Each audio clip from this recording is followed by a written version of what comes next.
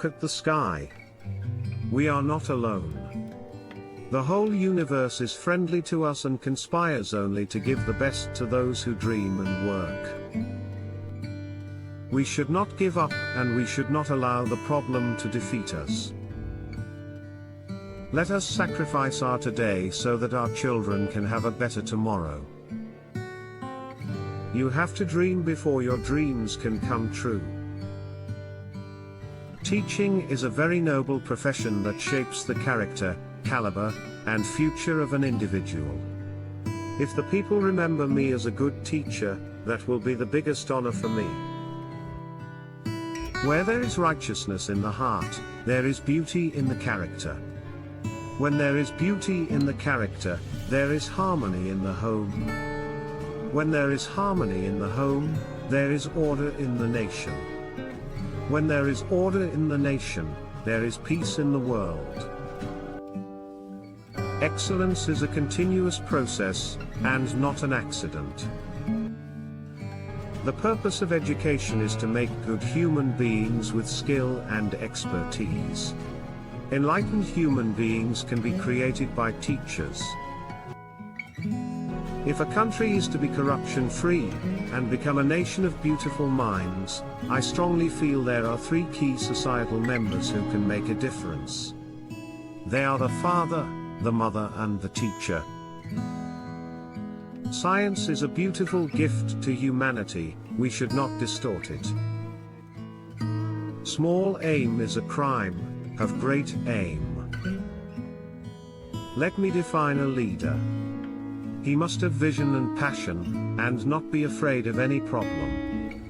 Instead, he should know how to defeat it. Most importantly, he must work with integrity. No religion has mandated killing others as a requirement for its sustenance or promotion. You see, God helps only people who work hard. That principle is very clear. Do we not realize that self-respect comes with self-reliance? Poetry comes from the highest happiness, or the deepest sorrow. War is never a lasting solution for any problem. Unless India stands up to the world, no one will respect us. In this world, fear has no place. Only strength respects strength. Where do the evils like corruption arise from? It comes from the never-ending greed. The fight for corruption-free ethical society will have to be fought against this greed and replace it with what can I give spirit. Ultimately, education in its real sense is the pursuit of truth. It is an endless journey through knowledge and enlightenment. Great teachers emanate out of knowledge, passion, and compassion. I was willing to accept what I couldn't change. Be more dedicated to making solid achievements than in running after swift but synthetic happiness. Regarding marriage, somehow, it didn't happen. One fellow in such a big family not getting married is not an issue. Almost half of the population of the world lives in rural regions and mostly in a state of poverty. Such inequalities in human development have been one of the primary reasons for unrest and, in some parts of the world, even violence. All wars signify the failure of conflict resolution mechanisms, and they need post-war rebuilding of faith, trust and confidence. Real education enhances the dignity of a human being and increases his or her self-respect. If only the real sense of education could be realized by each individual and carried forward in every field of human activity, the world will be so much a better place to live in. Where there is righteousness in the heart, there is harmony in the house. When there is harmony in the house, there is order in the nation. When there is order in the nation, there is peace in the world. We must get rid of fossil fuels by developing injection systems for automobiles, which can run on biofuel. God is everywhere? Economy forced me to become a vegetarian, but I finally starting liking it. Widespread use of antibiotics promotes the spread of antibiotic resistance. Smart use of antibiotics is the key to controlling its spread. If you want to shine like a sun, first burn like a sun. Never stop fighting until you arrive at your destined place, that is, the unique you. Have an aim in life, continuously acquire knowledge, work hard, and have perseverance to realize the great life. Man needs his difficulties because they are necessary to enjoy success. To succeed in your mission, you must have single-minded devotion to your goal. God, our Creator, has stored within our minds and personalities great potential, strength and ability. Prayer helps us tap and develop these powers. If four things are followed, having a great aim, acquiring knowledge, hard work, and perseverance, then anything can be achieved. To become unique, the challenge is to fight the hardest battle which anyone can imagine until you reach your destination. Climbing to the top demands strength, whether it is to the top of Mount Everest or to the top of your career. Life is a difficult game. You can win it only by retaining your birthright to be a person. My message, especially to young people, is to have courage to think differently, courage to invent, to travel the unexplored path, courage to discover the impossible, and to conquer the problems and succeed. These are great qualities that they must work towards. This is my message to the young people. Writing is my love. If you love something, you find a lot of time. I write for 2 hours a day, usually starting at midnight. At times, I start at 11. The bird is powered by its own life and by its motivation. When we tackle obstacles, we find hidden reserves of courage and resilience we did not know we had. And it is only when we are faced with failure do we realize that these resources were always there within us. We only need to find them and move on with our lives. The youth need to be enabled to become job generators from job seekers. Great dreams of great dreamers are always transcended. If we are not free, no one will respect us. Creativity is the key to success in the future, and primary education is where teachers can bring creativity in children at that level. Those who cannot work with their hearts achieve but a hollow, half-hearted success that breeds bitterness all around. As a child of God, I am greater than anything that can happen to me. When you look at the light bulb above you, you remember Thomas Alva Edison. When the telephone bell rings, you remember Alexander Graham Bell. Marie Curie was the first woman to win the Nobel Prize. When you see the blue sky, you think of Sir C.V. Raman. No sanction can stand against ignited minds. In India we only read about death, sickness, terrorism, crime. Why are we, as a nation, so obsessed with foreign things? Is it a legacy of our colonial years? We want foreign television sets. We want foreign shirts. We want foreign technology. Why this obsession with everything imported? I was a disadvantaged child from a non-educated family, yet I had the advantage of being in the company of great teachers. One of the very important characteristics of a student is to question. Let the students ask questions. A teacher should have a creative mind. Smart habitation is an integrated area of villages and a city working in harmony, and where the rural and urban divide has reduced to thin line. I firmly believe that unless one has tasted the bitter pill of failure, one cannot aspire enough for success.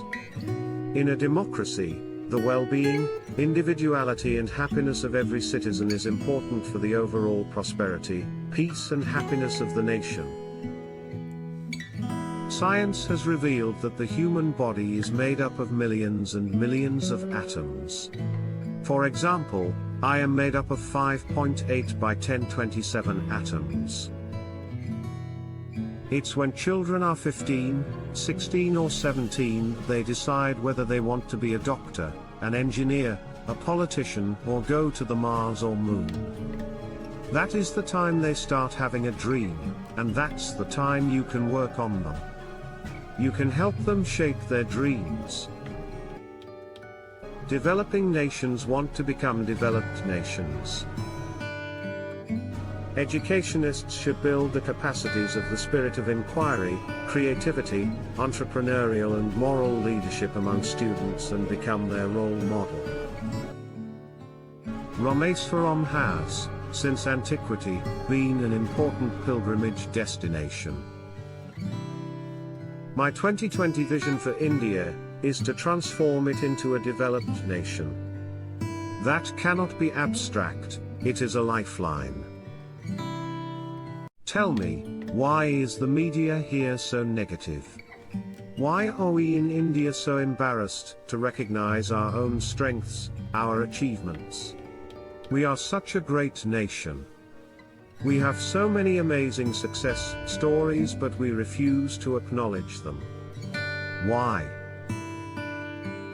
India has to be transformed into a developed nation, a prosperous nation and a healthy nation, with a value system. One of the more difficult tasks for me as president was to decide on the issue of confirming capital punishment awarded by courts. To my surprise, almost all cases which were pending had a social and economic bias. India's trade deficit is because of excessive import over exports. There has to be a global mission of human progress. English is necessary, as at present original works of science are in English. I believe that in 2 decades' time original works of science will start coming out in our languages. Then we can move over like the Japanese. We will be remembered only if we give to our younger generation a prosperous and safe India, resulting out of economic prosperity coupled with civilizational heritage.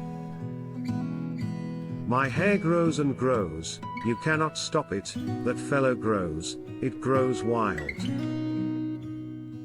Today, India consumes about 682 watts per capita, far lesser than developed nations. As India develops, it will definitely require a lot more energy. One lesson that every nation can learn from China is to focus more on creating village-level enterprises, quality health services and educational facilities. When I took over as president, I studied the Constitution, and the more I studied it, the more I realized that it does not prevent the President of India from giving the nation a vision. So, when I went and presented this vision in Parliament and in legislative assemblies, everyone welcomed it, irrespective of party affiliations. The government, whether state or central, is elected. That means we have a responsibility to elect the right kind of leaders. India should walk on her own shadow, we must have our own development model. When a nation is surrounded by weaponized nations, she has to equip herself. When grand plans for scientific and defense technologies are made, do the people in power think about the sacrifices the people in the laboratories and fields have to make? Measuring nuclear yield depends on multiple parameters: the location and number of instruments, the geology of the area, the location of the seismic station in relation to the test site.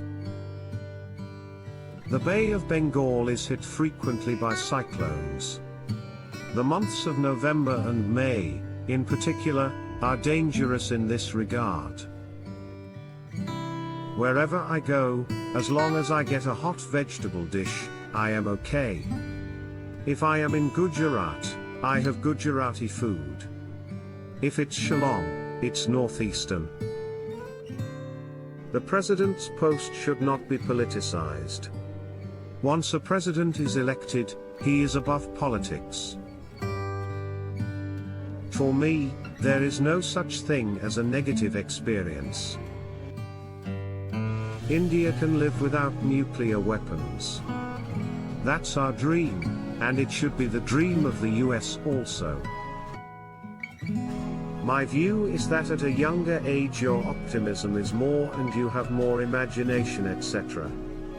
You have less bias. What is politics? Political system is equal to development politics plus political politics. For me, there are two types of people, the young and the experienced. Nations consist of people. And with their effort, a nation can accomplish all it could ever want. It means, people who are in high and responsible positions, if they go against righteousness, righteousness itself will get transformed into a destroyer. Building capacity dissolves differences. It irons out inequalities. Over the years, I had nurtured the hope to be able to fly, to handle a machine as it rose higher and higher in the stratosphere was my dearest dream. There are a number of women who have brought about immense change in society. We must think and act like a nation of 1 billion people and not like that of 1 million people. Dream, dream, dream.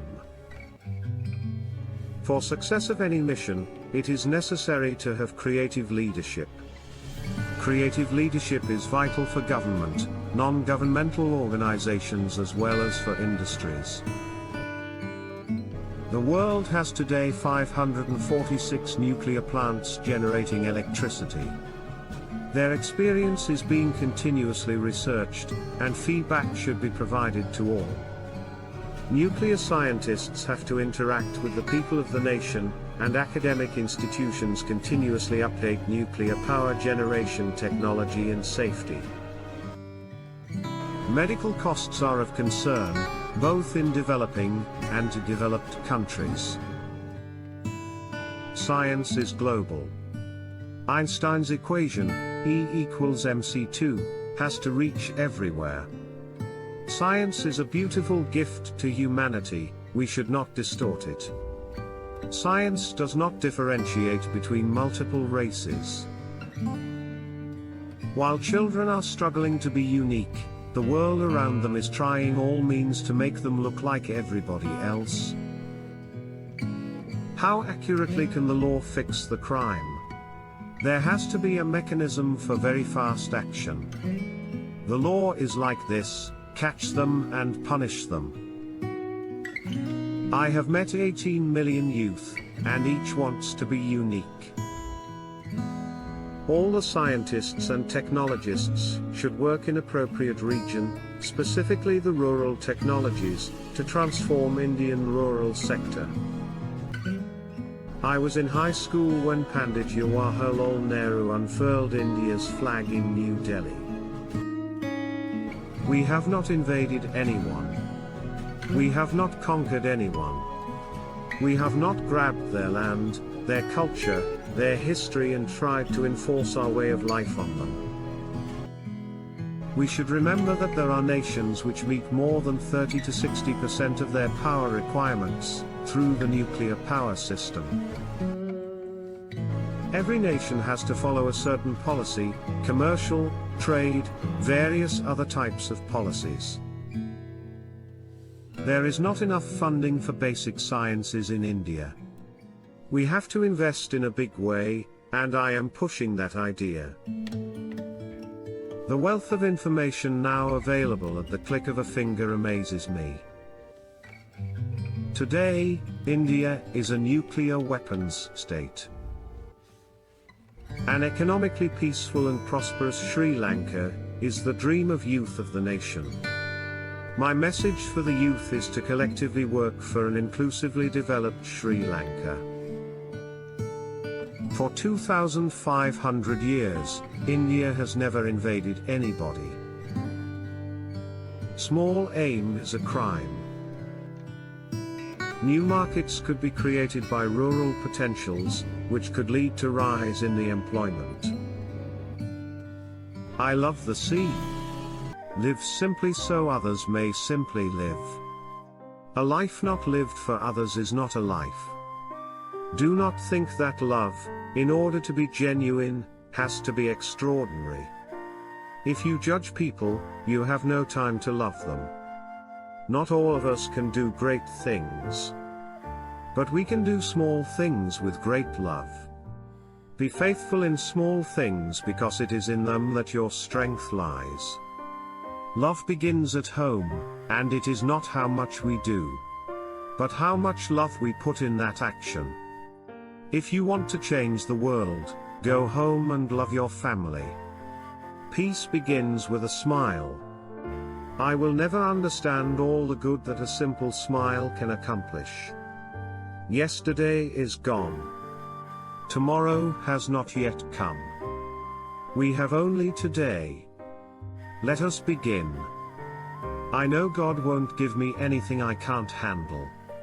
I just wish He didn't trust me so much. Spread love everywhere you go. Let no one ever come to you without leaving happier.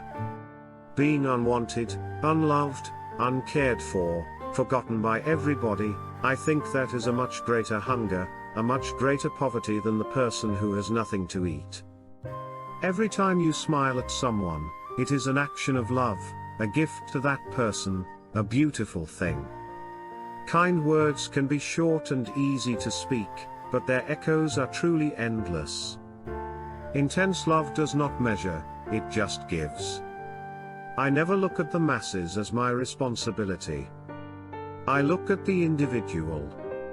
I can love only one person at a time. I can feed only one person at a time. Just one. Joy is prayer, joy is strength, joy is love, joy is a net of love by which you can catch souls. We ourselves feel that what we are doing is just a drop in the ocean. But the ocean would be less because of that missing drop. I am not sure exactly what heaven will be like, but I know that when we die and it comes time for God to judge us, He will not ask, "How many good things have you done in your life?" Rather He will ask, "How much love did you put into what you did?" Life is a song, sing it. Life is a struggle, accept it. God doesn't require us to succeed, He only requires that you try. The hunger for love is much more difficult to remove than the hunger for bread. God has created us to love and to be loved, and this is the beginning of prayer, to know that He loves me, that I have been created for greater things. One of the greatest diseases is to be nobody to anybody. God does not create poverty, we do, because we do not share. There is no key to happiness, the door is always open. Be the living expression of God's kindness, kindness in your face, kindness in your eyes, kindness in your smile. Prayer in action is love, love in action is service. Smile at each other. Smile at your wife, smile at your husband, smile at your children, smile at each other, it doesn't matter who it is, and that will help to grow up in greater love for each other. Prayer is not asking. Prayer is putting oneself in the hands of God, at His disposition, and listening to His voice in the depth of our hearts. Life is an opportunity, benefit from it. Life is beauty, admire it. Life is a dream, realize it. If you can't feed 100 people, then feed just one. The miracle is not that we do this work, but that we are happy to do it. The most terrible poverty is loneliness, and the feeling of being unloved. At the heart of silence is prayer. At the heart of prayer is faith. At the heart of faith is life. At the heart of life is service. I can do things you cannot, you can do things I cannot, together we can do great things. Our life of poverty is as necessary as the work itself. Only in heaven will we see how much we owe to the poor for helping us to love God better because of them. I used to believe that prayer changes things, but now I know that prayer changes us, and we change things. If we have no peace, it is because we have forgotten that we belong to each other. Do not wait for leaders, do it alone, person to person. We do not need guns and bombs to bring peace, we need love and compassion. I have found the paradox, that if you love until it hurts, there can be no more hurt, only more love. Spread the love of God through your life, but only use words when necessary. In the silence of the heart God speaks. If you face God in prayer and silence, God will speak to you. Then you will know that you are nothing. It is only when you realize your nothingness, your emptiness, that God can fill you with Himself. Souls of prayer are souls of great silence. There are many people who can do big things, but there are very few people who will do the small things. Whenever you share love with others, you'll notice the peace that comes to you and to them. If we want a love message to be heard, it has got to be sent out.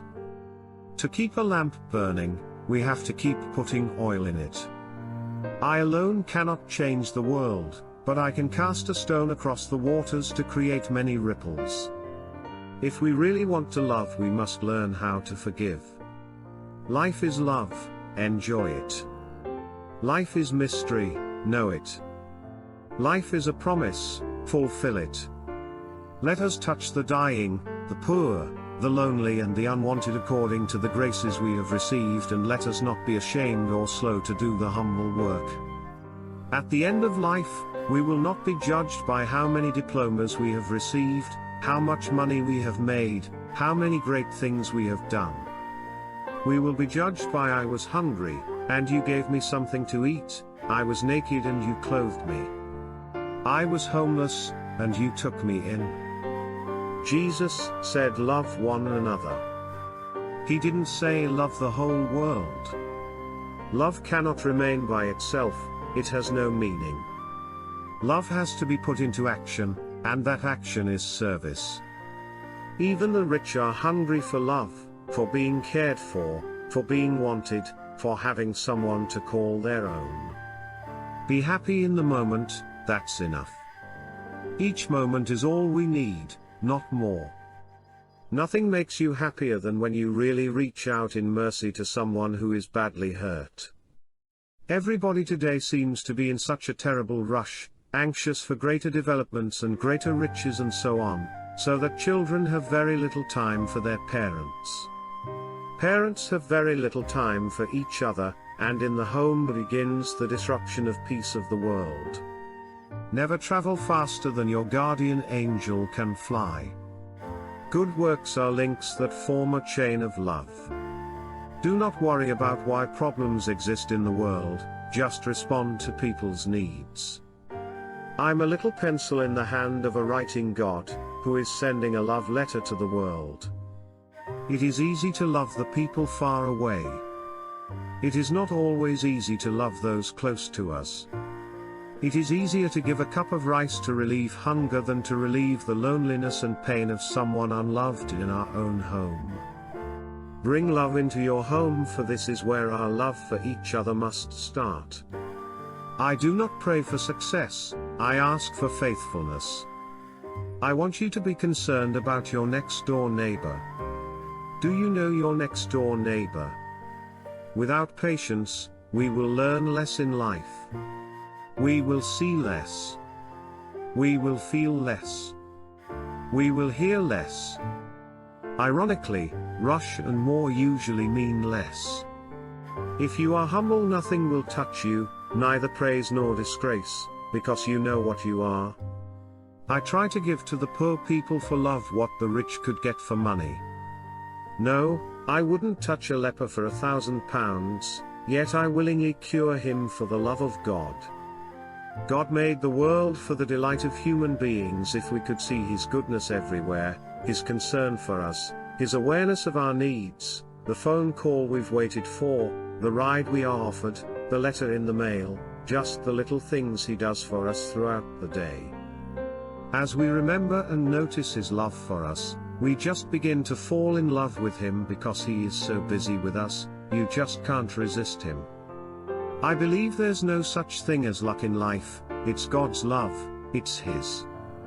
Your true character is most accurately measured by how you treat those who can do nothing for you. Joy is a net of love in which you can catch souls. The fruit of love is service, which is compassion in action. It is a poverty to decide that a child must die so that you may live as you wish. I prefer you to make mistakes in kindness than work miracles in unkindness. Let us not be satisfied with just giving money. Money is not enough, money can be got, but they need your hearts to love them. So, spread your love everywhere you go. If you find happiness, people may be jealous. Be happy anyway. The success of love is in the loving, it is not in the result of loving. Of course, it is natural in love to want the best for the other person, but whether it turns out that way or not does not determine the value of what we have done. Love is a fruit in season at all times, and within reach of every hand. There is a light in this world, a healing spirit more powerful than any darkness we may encounter. Profound joy of the heart is like a magnet that indicates the path of life. Work without love is slavery. I would rather make mistakes in kindness and compassion than work miracles in unkindness and hardness. Doctors can heal the body, but it is music that uplifts the spirit. How can there be too many children? That is like saying there are too many flowers. Never worry about numbers. Help one person at a time and always start with the person nearest you. Never be so busy as not to think of others. There must be a reason why some people can afford to live well. They must have worked for it. I only feel angry when I see waste. When I see people throwing away things that we could use. Do you want to do something beautiful for God? There is a person who needs you. This is your chance. What you spend years building may be destroyed overnight, build it anyway. If you are kind, people may accuse you of ulterior motives. Be kind anyway. Love to be real, it must cost, it must hurt, it must empty us of self. People are unrealistic, illogical, and self-centered. Love them anyway. We must make our homes centers of compassion and forgive endlessly. The person who gives with a smile is the best giver because God loves a cheerful giver. We fear the future because we are wasting today. Love is not patronizing and charity isn't about pity, it is about love. Charity and love are the same, with charity you give love, so don't just give money but reach out your hand instead. When you don't have anything, then you have everything. We have not come into the world to be numbered, we have been created for a purpose, for great things, to love and be loved. Life is an adventure, dare it. If we pray, we will believe, if we believe, we will love, if we love, we will serve. May God break my heart so completely that the whole world falls in. We need to find God, and He cannot be found in noise and restlessness. God is the friend of silence. See how nature, trees, flowers, grass grows in silence, see the stars, the moon and the sun, how they move in silence. We need silence to be able to touch souls. All of us, in a sense, struggle continuously all the time, because we never get what we want. The important thing which I've really learned is how do you not give up, because you never succeed in the first attempt. In the journey of an entrepreneur, the most important thing is self-belief and the ability to convert that belief into reality. I think our fundamental belief is that for us growth is a way of life and we have to grow at all times. It is important to remember that there are no overnight successes. You will need to be dedicated, single-minded, and there is no substitute to hard work. All times are good times for those who know how to work and have the tools to do so. Dance to your own music and take some risks in life, because it is often the risk-taker who changes the course of history and contribute to the well-being of millions of lives. Everybody has equal opportunity, and I think that is true for everything. I don't think ambition should not be in the dictionary of entrepreneurs. But our ambition should be realistic. You have to realize that you can't do everything. You have to manage money.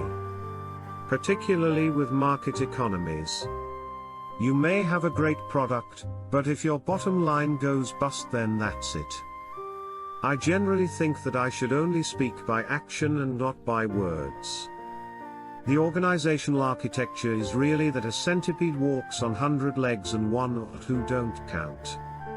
So, if I lose 1 or 2 legs, the process will go on, the organization will go on, the growth will go on. Profit or loss is not guaranteed. That depends on the consumer and depends on the product. That's a risk that business people take. Digital life and digital services are a multi-wave business. Essentially, whoever is successful, whoever is going to do things that make a difference, is going to be talked about. Today I see 1 billion people as 1 billion potential consumers, an opportunity to generate value for them and to make a return for myself. I am personally a big believer that technology is the biggest driver of human development, and if you can use technology to benefit people, then that's the best business you can have. I have always believed that technology drives human civilization's endeavor and progress. My obsession is with technology and how it can improve human life. In my view, what we have seen in the last 300 years is only a trailer. Mobile internet will be the single most defining technology of this century for human development. At Reliance, we have always believed in investing in the businesses of the future and in investing in talent. Mahatma Gandhi's dream of self-reliance can be attained by making use of internet and technology. Broadband and digital services will no longer be a luxury item, a scarce commodity, to be rationed amongst the privileged few.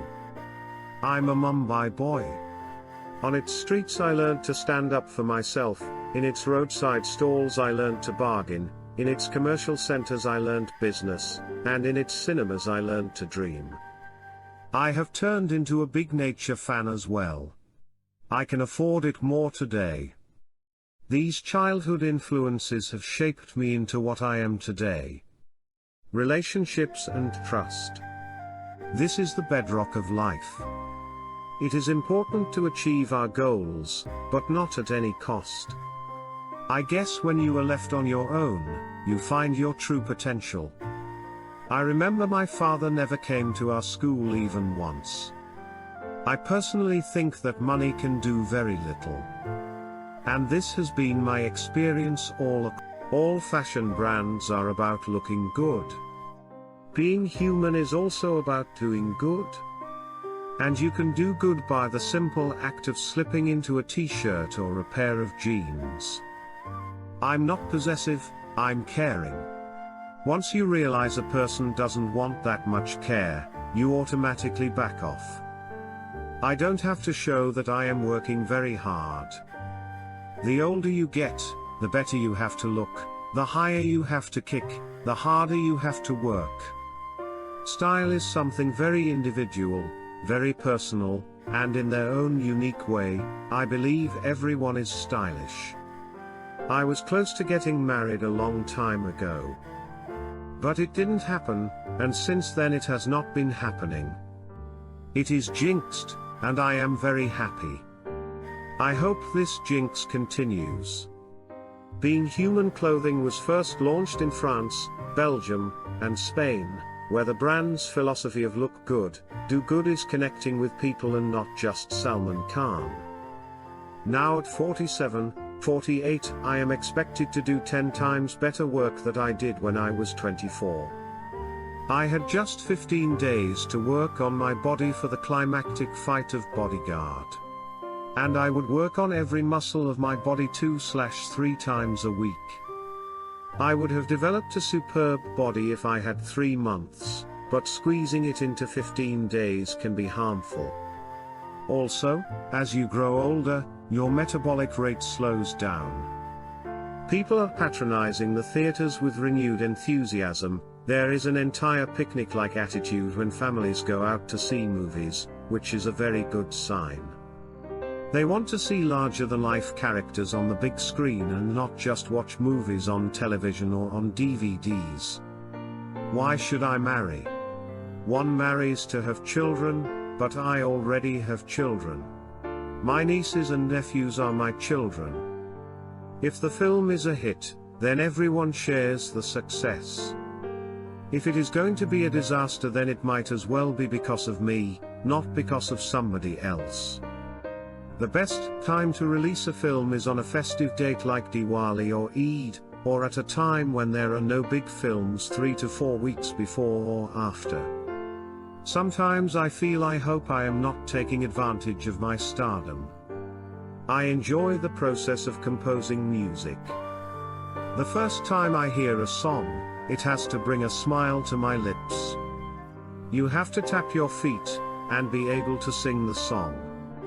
In the past, I had a knee-jerk approach to work, and it showed on screen. I was doing movies for the wrong reasons, trying to juggle dates, do too many guest appearances, take up projects under pressure or for emotional reasons. A lion runs the fastest when he is hungry. In life, go straight and turn right. Any film is about heroism, the triumph of good over evil. If you look back at my films, you will see that as a recurring theme. It feels nice to be loved, but let me tell you, there are 10 times more better looking, stylish and talented guys than me. So, there's no solid reason for me to be proud. I don't think I have done anything extraordinary to change people's lives. Have you seen a duck gliding smoothly on water? Does it ever look like it is paddling furiously underneath the surface? I don't have to show that I am working very hard. People in the film industry always want to save for a rainy day. Many early actors died in small houses with no money, and so they are insecure. My advantage is I don't value money that much. It's an easy thing for me to let go. Cinema should always be in touch with the soil of the country. My films celebrate the heartland of India. I work with brands that I personally connect with or personally use. For example, I was already driving the Suzuki Hayabusa long before I started endorsing Suzuki. For me, acting comes straight from the heart. In that sense, I don't act at all. I think that to feel the character's pain, I have to be myself. Somewhere audiences see that. There are actors who can pull off a writer's lines. I am not competent enough to do that. I don't go out anywhere. I don't go to nightclubs, so meeting somebody in the nightclub is out of question. The day the producers aren't minting money, or the fans are done with me, and, most of all, I as a person get bored of acting, I will stop and pursue my other interests. There is a lot to do: painting, writing, direction. If it is something that I want to do, then I don't think the audience will hate it. Unless I turn into a megalomaniac and start thinking that Salman Khan can do anything. I no longer do a film for the wrong reasons. I have to be convinced ethically and morally. Both the director and I have to be on the same page. There are just 5 songs in most films these days, and they have to be amazing. There has to be a twist in the screenplay. The editing has to be crisp. Your hard work should show, but effortlessly? I guess I don't take my stardom too seriously. I think I am one of the guys. I feel blessed that I haven't seen or felt real pain to be immune to it. But I am dreading the time it comes. I feel blessed to have everything going fine. My parents' health is good, my brothers are well settled, I have a great brother-in-law, and my own career is doing fine. I hope and pray that I am fit and fine always. With every film, I try and give the audiences a little more than the previous film in terms of comedy, action, drama and so on. They ignore you, then they laugh at you, then they fight you, then you win. You must be the change you wish to see in the world. Happiness is when what you think, what you say, and what you do are in harmony. Where there is love, there is life. Strength does not come from physical capacity. It comes from an indomitable will. Power is of 2 kinds. One is obtained by the fear of punishment, and the other by acts of love. Power based on love is 1,000 times more effective and permanent than the one derived from fear of punishment. It may be possible to gild pure gold, but who can make his mother more beautiful? The weak can never forgive. Forgiveness is the attribute of the strong. A nation's culture resides in the hearts and in the soul of its people. You must not lose faith in humanity. Humanity is an ocean. If a few drops of the ocean are dirty, the ocean does not become dirty. There is more to life than increasing its speed. Satisfaction lies in the effort, not in the attainment. Full effort is full victory. If I had no sense of humor, I would long ago have committed suicide. A man who was completely innocent, offered himself as a sacrifice for the good of others, including his enemies, and became the ransom of the world. It was a perfect act. Prayer is not asking. It is a longing of the soul. It is daily admission of one's weakness. It is better in prayer to have a heart without words than words without a heart. A coward is incapable of exhibiting love. It is the prerogative of the brave. There is a sufficiency in the world for man's need but not for man's greed. The essence of all religions is one. Only their approaches are different. Man's nature is not essentially evil. Brute nature has been known to yield to the influence of love. You must never despair of human nature. I suppose leadership at one time meant muscles, but today it means getting along with people. The good man is the friend of all living things. Non-cooperation with evil is as much a duty as is cooperation with good. Non-violence is the greatest force at the disposal of mankind. It is mightier than the mightiest weapon of destruction devised by the ingenuity of man. To believe in something, and not to live it, is dishonest. I have nothing new to teach the world. Truth and non-violence are as old as the hills. All I have done is to try experiments in both on as vast a scale as I could. Jesus is ideal and wonderful, but you Christians, you are not like him. I am prepared to die, but there is no cause for which I am prepared to kill. Prayer is the key of the morning and the bolt of the evening. truth never damages a cause that is just. The moment there is suspicion about a person's motives, everything he does becomes tainted. Live as if you were to die tomorrow. Learn as if you were to live forever. The best way to find yourself is to lose yourself in the service of others. It is better to be violent, if there is violence in our hearts, than to put on the cloak of non-violence to cover impotence.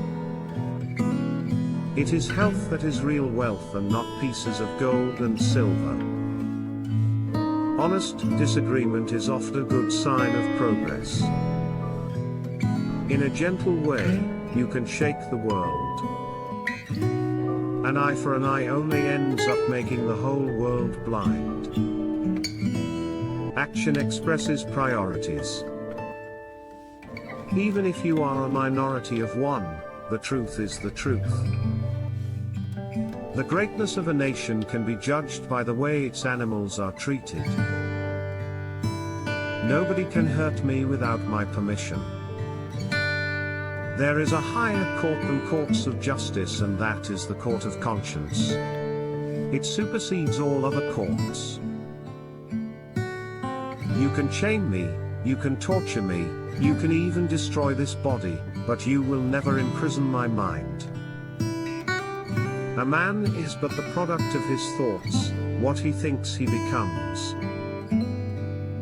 I object to violence because when it appears to do good, the good is only temporary, the evil it does is permanent.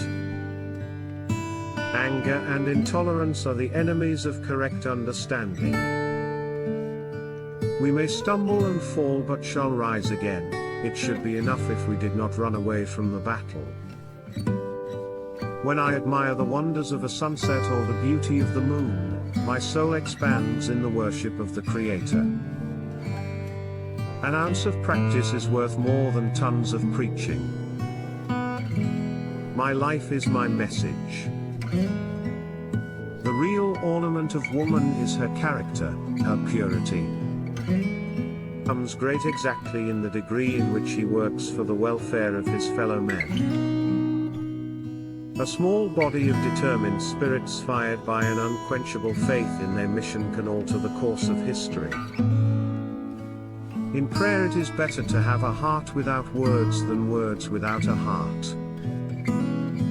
Fear has its use but cowardice has none. A no uttered from the deepest conviction is better than a yes merely uttered to please, or worse, to avoid trouble. Freedom is never dear at any price. It is the breath of life. What would a man not pay for living? Morality is the basis of things and truth is the substance of all morality. It is the quality of our work which will please God, and not the quantity. All compromise is based on give and take, but there can be no give and take on fundamentals. Any compromise on mere fundamentals is a surrender. For it is all give and no take. Anger is the enemy of non-violence and pride is a monster that swallows it up. Peace is its own reward. As human beings, our greatness lies not so much in being able to remake the world, that is the myth of the atomic age, as in being able to remake ourselves. It is the duty of every thoughtful Indian not to marry. In case he is helpless in regard to marriage, he should abstain from sexual intercourse with his wife. If patience is worth anything, it must endure to the end of time. And a living faith will last in the midst of the blackest storm. In matters of conscience, the law of the majority has no place. The human voice can never reach the distance that is covered by the still small voice of conscience. There are people in the world so hungry, that God cannot appear to them except in the form of bread. Service which is rendered without joy helps neither the servant nor the served. But all other pleasures and possessions pale into nothingness before service which is rendered in a spirit of joy. An error does not become truth by reason of multiplied propagation, nor does truth become error because nobody sees it. It has always been a mystery to me how men can feel themselves honored by the humiliation of their fellow beings. If a man reaches the heart of his own religion, he has reached the heart of the others, too. There is only one God, and there are many paths to him. Self-respect knows no considerations. Intolerance is itself a form of violence and an obstacle to the growth of a true democratic spirit. Each one has to find his peace from within. And peace to be real must be unaffected by outside circumstances. The main purpose of life is to live rightly, think rightly, act rightly. The soul must languish when we give all our thoughts to the body. Non-violence is not a garment to be put on and off at will.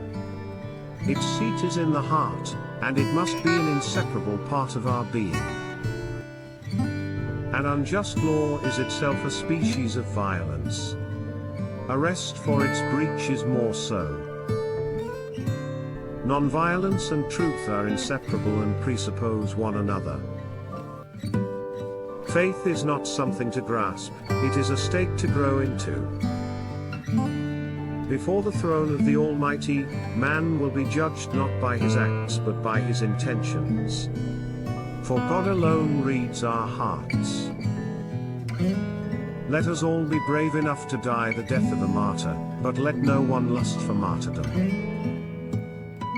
Always aim at complete harmony of thought and word and deed. Always aim at purifying your thoughts and everything will be well. Among the many misdeeds of the British rule in India, history will look upon the act depriving a whole nation of arms as the blackest. Truth is by nature self-evident. As soon as you remove the cobwebs of ignorance that surround it, it shines clear. We win justice quickest by rendering justice to the other party. Confession of errors is like a broom which sweeps away the dirt and leaves the surface brighter and clearer. I feel stronger for confession. To give pleasure to a single heart by a single act is better than 1,000 heads bowing in prayer. We should meet abuse by forbearance. Human nature is so constituted that if we take absolutely no notice of anger or abuse, the person indulging in it will soon weary of it and stop. My religion is based on truth and non-violence. Truth is my God. Non-violence is the means of realizing Him. If we are to teach real peace in this world, and if we are to carry on a real war against war, we shall have to begin with the children. The difference between what we do and what we are capable of doing would suffice to solve most of the world's problems. Glory lies in the attempt to reach one's goal and not in reaching it. Justice that love gives is a surrender, justice that law gives are a punishment. Gentleness, self-sacrifice and generosity are the exclusive possession of no one race or religion. Whatever you do may seem insignificant to you, but it is most important that you do it. What difference does it make to the dead, the orphans, and the homeless, whether the mad destruction is wrought under the name of totalitarianism or the holy name of liberty or democracy?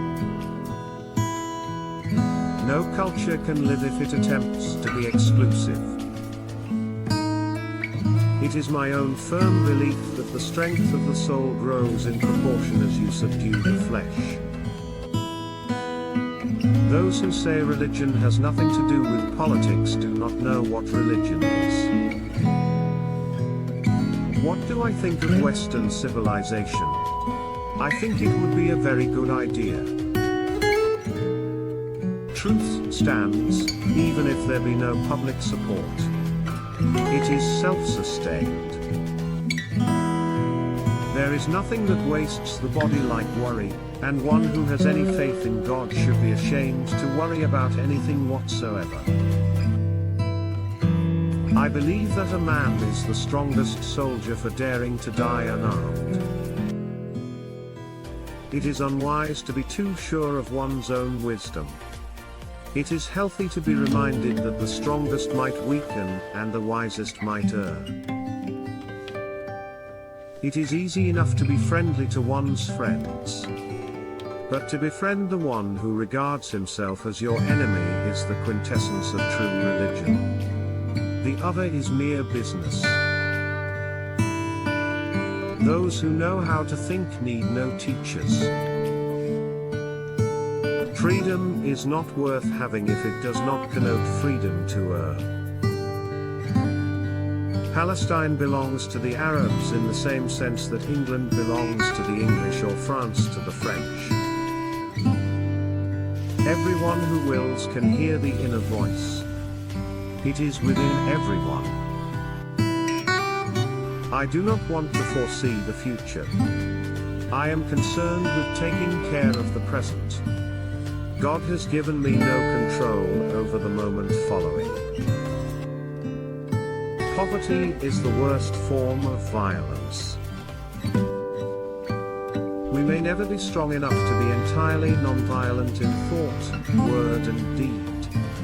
But we must keep non-violence as our goal and make strong progress towards it. Capital as such is not evil, it is its wrong use that is evil. Capital in some form or other will always be needed. I wear the national dress because it is the most natural and the most becoming for an Indian. Interdependence is and ought to be as much the ideal of man as self-sufficiency. Man is a social being. The principle is the expression of perfection, and as imperfect beings like us cannot practice perfection, we devise every moment limits of its compromise in practice. Common sense is the realized sense of proportion. I claim to be a simple individual liable to err like any other fellow mortal. I own, however, that I have humility enough to confess my errors and to retrace my steps. Non-violence requires a double faith, faith in God and also faith in man. I look only to the good qualities of men. Not being faultless myself, I won't presume to probe into the faults of others. God is, even though the whole world denies him. Truth stands, even if there be no public support. It is self-sustained.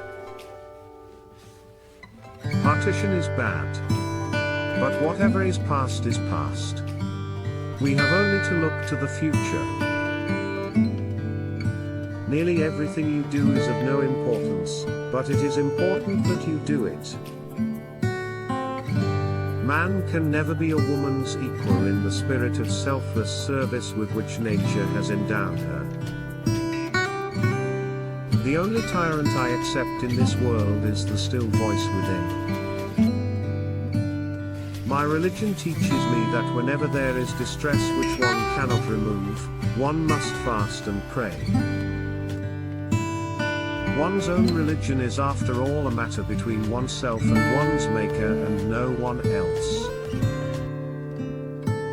Where love is, there God is also. I am a humble but very earnest seeker after truth. A policy is a temporary creed liable to be changed, but while it holds good it has got to be pursued with apostolic zeal. God, as truth, has been for me a treasure beyond price. May he be so to every one of us. Providence has its appointed hour for everything. We cannot command results, we can only strive. Purity of personal life is the one indispensable condition for building up a sound education. There is an orderliness in the universe, there is an unalterable law governing everything and every being that exists or lives. It is no blind law, for no blind law can govern the conduct of living beings. Each one prays to God according to his own right. Spiritual relationship is far more precious than physical. Physical relationship divorced from spiritual is body without soul. I believe in the fundamental truth of all great religions of the world. Prayer is a confession of one's own unworthiness and weakness. That service is the noblest which is rendered for its own sake. Non-violence, which is the quality of the heart, cannot come by an appeal to the brain. Intolerance betrays want of faith in one's cause. Morality is contraband in war. What is true of the individual will be tomorrow true of the whole nation if individuals will but refuse to lose heart and hope. Violent means will give violent freedom. That would be a menace to the world and to India herself. Only he can take great resolves who has indomitable faith in God and has fear of God. I am in the world feeling my way to light amid the encircling gloom. Religion is a matter of the heart. No physical inconvenience can warrant abandonment of one's own religion. Moral authority is never attained by any attempt to hold on to it. It comes without seeking and is retained without effort. Infinite striving to be the best is man's duty, it is its own reward. Everything else is in God's hands. God sometimes does try to the uttermost those whom he wishes to bless. Action is no less necessary than thought to the instinctive tendencies of the human frame. If cooperation is a duty, I hold that non-cooperation also under certain conditions is equally a duty. Non-violence is the article of faith. Non-violence is the first article of my faith. It is also the last article of my creed. Man is supposed to be the maker of his destiny. It is only partly true. He can make his destiny only insofar as he is allowed by the great power. When restraint and courtesy are added to strength, the latter becomes irresistible. The spirit of democracy is not a mechanical thing to be adjusted by abolition of forms. It requires change of heart. I claim that human mind or human society is not divided into watertight compartments called social, political and religious. All act and react upon one another. Faith must be enforced by reason. When faith becomes blind, it dies. Healthy discontent is the prelude to progress. I have also seen children successfully surmounting the effects of an evil inheritance. That is due to purity being an inherent attribute of the soul. I think it is the height of ignorance to believe that the sexual act is an independent function necessary like sleeping or eating. Seeing, therefore, that I did not desire more children, I began to strive after self-control. There was endless difficulty in the task. A religion that takes no account of practical affairs and does not help to solve them is no religion. Prayer is not an old woman's idle amusement. properly understood and applied, it is the most potent instrument of action. Though we may know him by 1,000 names, he is one and the same to us all. I took the vow of celibacy in 1906. I had not shared my thoughts with my wife until then, but only consulted her at the time of making the vow. She had no objection. Culture of the mind must be subservient to the heart. I know, to banish anger altogether from one's breast is a difficult task. It cannot be achieved through pure personal effort. It can be done only by God's grace. Morality which depends upon the helplessness of a man or woman has not much to recommend it. Morality is rooted in the purity of our hearts.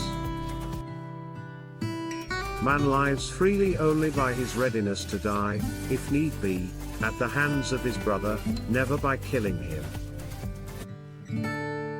Sense perceptions can be and often are false and deceptive, however real they may appear to us. Where there is realization outside the senses, it is infallible. It is proved not by extraneous evidence but in the transformed conduct and character of those who have felt the real presence of God within. Violent men have not been known in history to die to a man.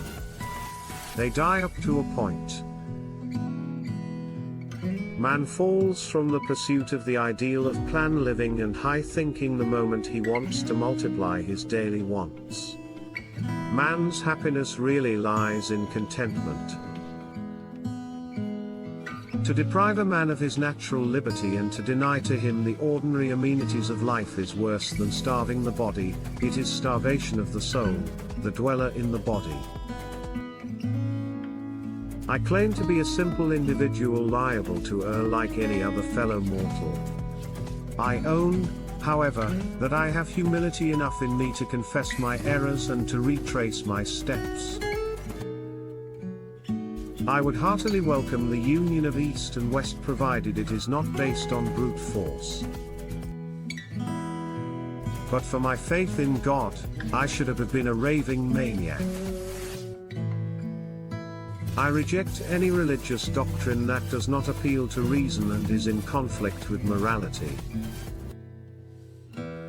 I have worshipped woman as the living embodiment of the spirit of service and sacrifice. Ours is one continued struggle against degradation sought to be inflicted upon us by the European, who desire to degrade us to the level of the raw Kaffir, whose occupation is hunting and whose sole ambition is to collect a certain number of cattle to buy a wife with, and then pass his life in indolence and nakedness. Unwearied ceaseless effort is the price that must be paid for turning faith into a rich infallible experience. We may have our private opinions, but why should they be a bar to the meeting of hearts?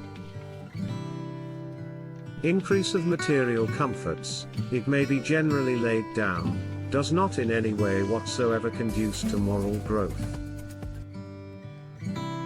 For me every ruler is alien that defies public opinion. He is lost who is possessed by carnal desire. Every formula of every religion has in this age of reason, to submit to the acid test of reason and universal assent. I do all the evil I can before I learn to shun it. Is it not enough to know the evil to shun it? If not, we should be sincere enough to admit that we love evil too well to give it up. Constant development is the law of life, and a man who always tries to maintain his dogmas in order to appear consistent drives himself into a false position. A vow is a purely religious act which cannot be taken in a fit of passion. It can be taken only with a mind purified and composed and with God as witness. The pursuit of truth does not permit violence on one's opponent. Measures must always in a progressive society be held superior to men, who are after all imperfect instruments, working for their fulfillment. Just as a man would not cherish living in a body other than his own, so do nations not like to live under other nations, however noble and great the latter may be. God cannot be realized through the intellect. Intellect can lead one to a certain extent and no further. It is a matter of faith and experience derived from that faith. Fear of death makes us devoid both of valor and religion. For want of valor is want of religious faith. Rites that do not flow from duty well performed are not worth having. Are creeds such simple things like the clothes which a man can change at will and put on at will? Creeds are such for which people live for ages and ages. The law of sacrifice is uniform throughout the world. To be effective, it demands the sacrifice of the bravest and the most spotless. A weak man is just by accident. A strong but non-violent man is unjust by accident. It is any day better to stand erect with a broken and bandaged head than to crawl on one's belly, in order to be able to save one's head. All the religions of the world, while they may differ in other respects, unitedly proclaim that nothing lives in this world but truth. I will far rather see the race of man extinct than that we should become less than beasts by making the noblest of God's creation, woman, the object of our lust. Let not the 12 million Negroes be ashamed of the fact that they are the grandchildren of slaves. There is dishonor in being slave owners.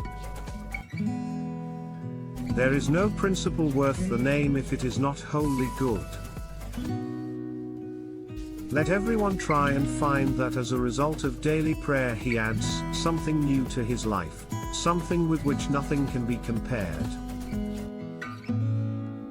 I did once seriously think of embracing the Christian faith. The gentle figure of Christ, so full of forgiveness that he taught his followers not to retaliate when abused or struck, but to turn the other cheek, I thought it was a beautiful example of the perfect man. Religion is more than life.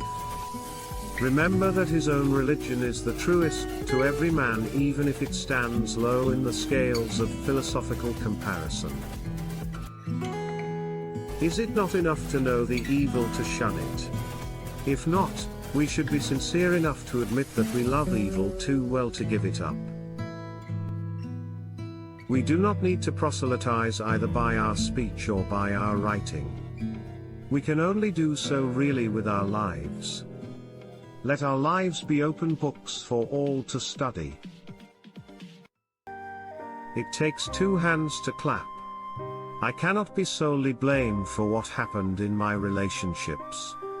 If things soured, it happened because of both parties. Not just me. Why bother with Google when I have a wife who knows everything about everything? It feels wonderful to go back to the 1940s and recreate the whole era through my clothes, voice and body language. I am tired of playing the larger-than-life hero.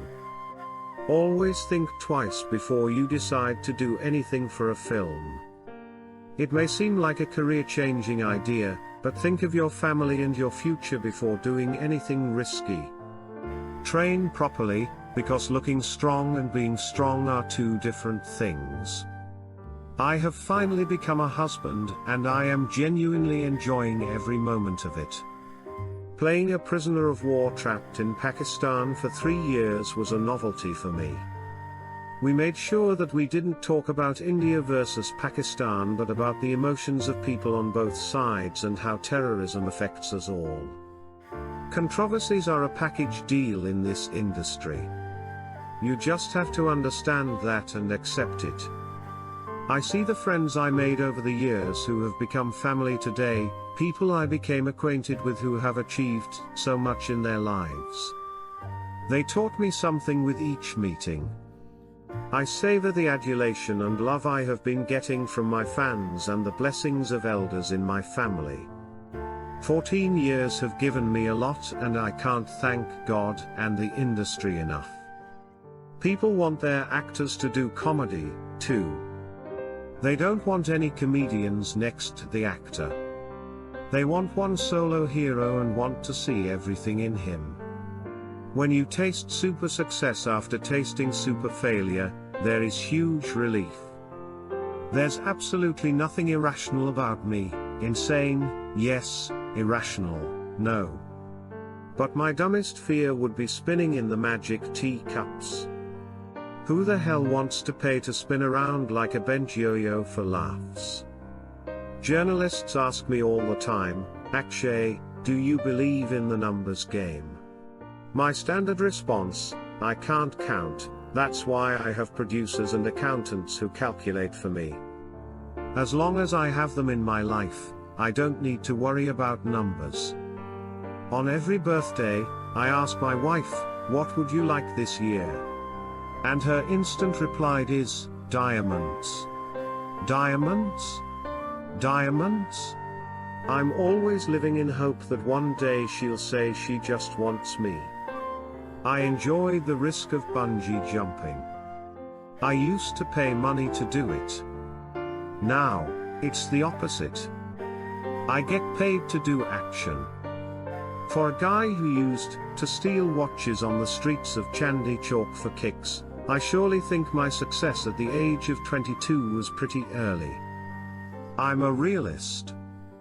Where I come from, phenomenon doesn't exist. I'm from a land where people make mistakes and try again, harder, faster, where negativity is not an option. No one has got close enough to use or abuse me, and even if they did, I wouldn't get too emotional about it. The only thing I ever get emotional about is my family. I am kind to everyone, but I trust no one. That keeps me from getting hurt. I like working with South Indian directors because they are very disciplined. They visualize their entire story and screenplay in their heads even before they start shooting, which I respect. They finish their work on time. Being a disciplinarian myself, this suits my style. Ever since I started my career, I have been busy with 4 to 5 releases a year. I enjoy being busy. Superstars come and go. I want to make sure I am always a producer's actor.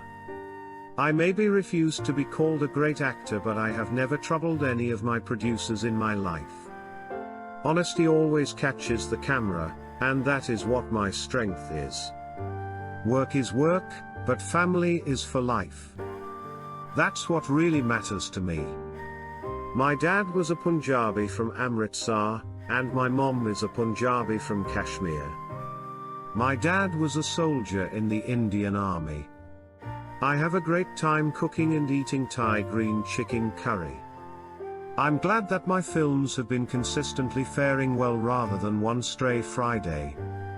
I'm glad that I'm being acclaimed as an actor. Today, when my hard work has paid off, I can chill out about it. I'd never do a film that would hurt anyone's sentiments, be it Indian or not. I'll do at least one action film every year because of my fans. This is my promise to them. I have never believed in being part of any one group or camp. I'm not hungry for success. I am only hungry for good work, and that is how it is with most superstars. Every day I tell myself how fortunate I am to be where I am. I hate partying. If I'm forced to go to a party or a social gathering, I go in at 9:30 and leave at 10 p.m.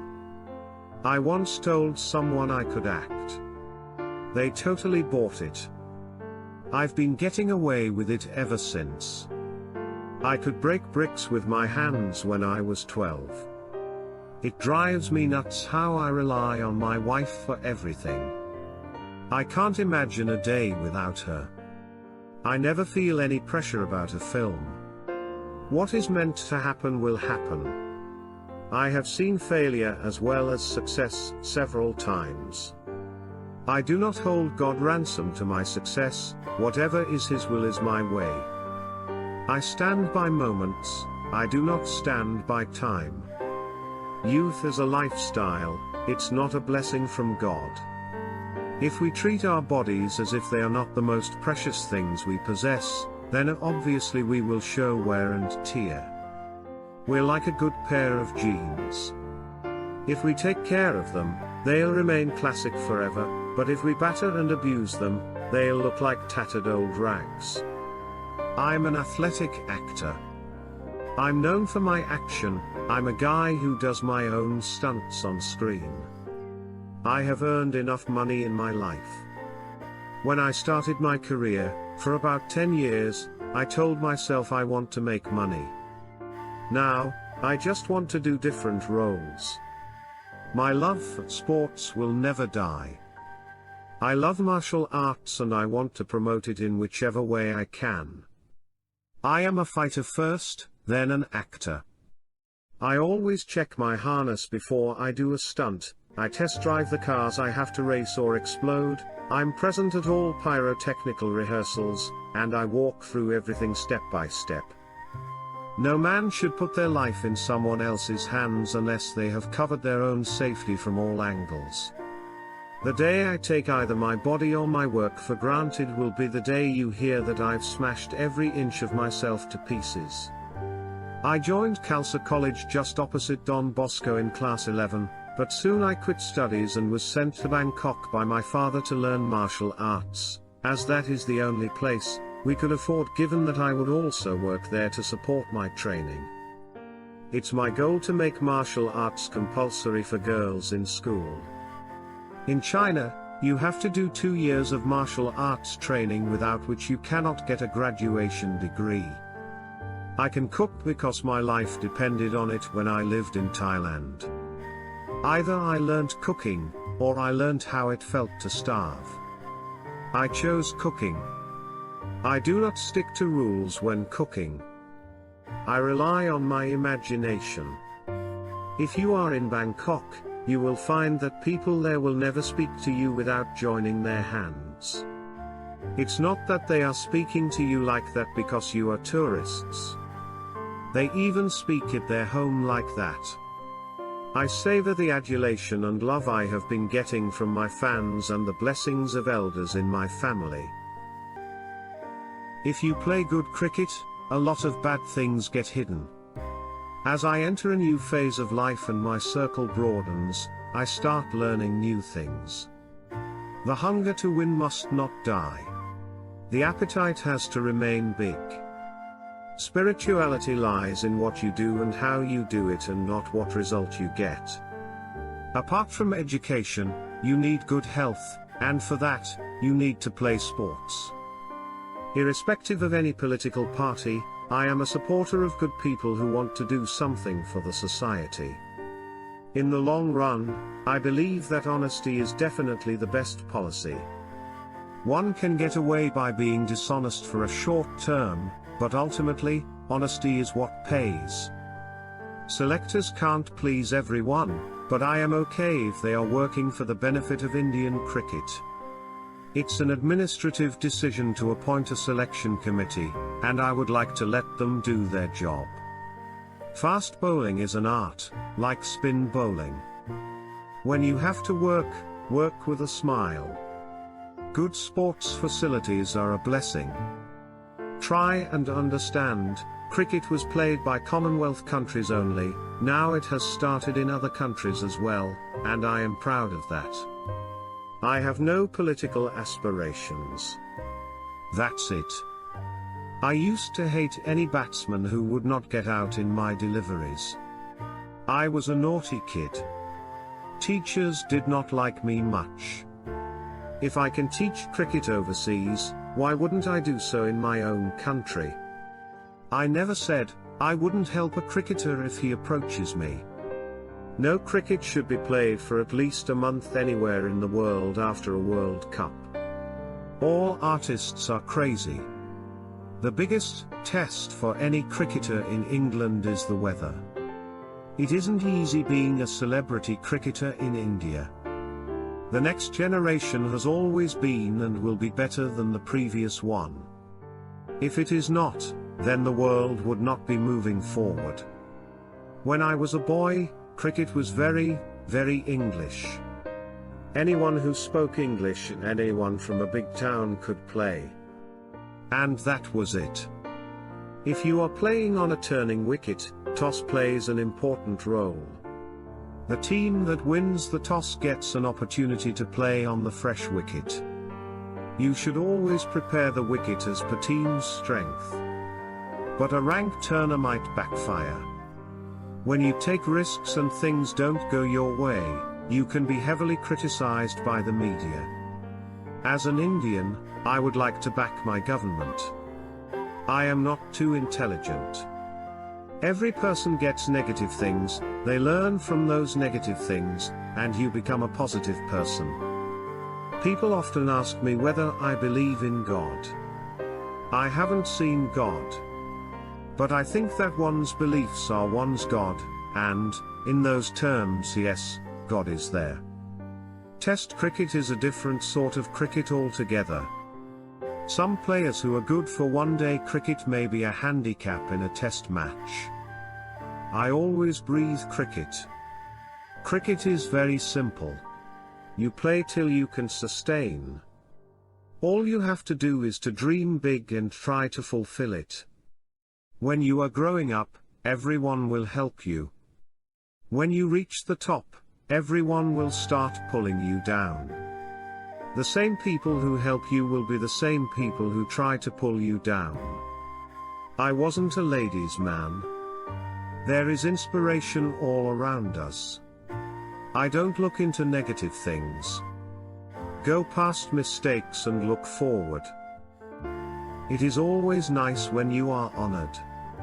The Lifetime Award makes me feel old. I am only 55. I never wanted to take autographs, always wanted to give them. To do this, you have to achieve something. Virat Kohli has so far shown that he has more ability and talent than anybody else, and if he can play till 32 or 34 with same fitness and without injuries, he will come to a point where not even Vivian Richards neither Sachin Tendulkar had such a record. I, as a cricketer, would like to see 100 counties playing top-flight cricket, just like tennis and football. If I am alive to see that, I will be very happy. Let me clarify it through the national news agency that I am not joining an Aadmi party. There has been reports that I will be officially joining up, but I can assure you that nothing of that sort is happening. My role models have kept on changing. Maybe a day will come when we may have to just put on a pair of glasses and see sports events. Though teenagers are generally very interested in sports, they must realize that education is the most important thing in their lives. They must find the right balance. Sports are my passion. I have played cricket on my own terms. I have great respect for JP Greens as a company that has produced a truly world-class, 24-carat, championship golf course. I am happy to be associated with a company with such outstanding qualities. Certain cricketers are meant to play test cricket. Speed can't always get you wickets. As a sportsman, my aim was to help sportspersons grow. The idea is to see what is good for sport rather than what's good for individuals. My best wishes are with Indian cricket in general. I wish each one of our cricketers successes at the international and domestic level. People never expected a boy from a small town to have a life like I did. If you have two good off-spinners, what is the problem in playing both of them? I feel that World Cup cricket should be played like football, in which all the 160 countries take part. If only a handful of countries are going to keep on playing in the World Cup without making the game popular, I will be a sad man. Sports should not become routine. It should be about passion. I think pride is more important sometimes than making money. If your work becomes a source of enjoyment and a challenge, it will never seem like work, it will be fun. If you ever feel that your work is a burden, there is no point carrying on with it. The West Indians and Pakistanis play one-day cricket so well because they play for English counties. Cricket has become more popular, not me. When the game grows, those who've played it also grow. One can't feel old in a day or overnight.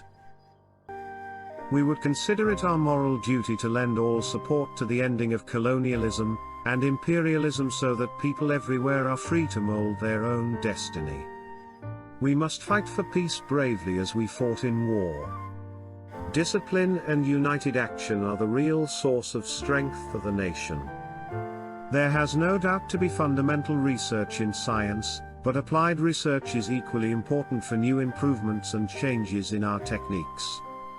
We believe in peace and peaceful development, not only for ourselves but for people all over the world.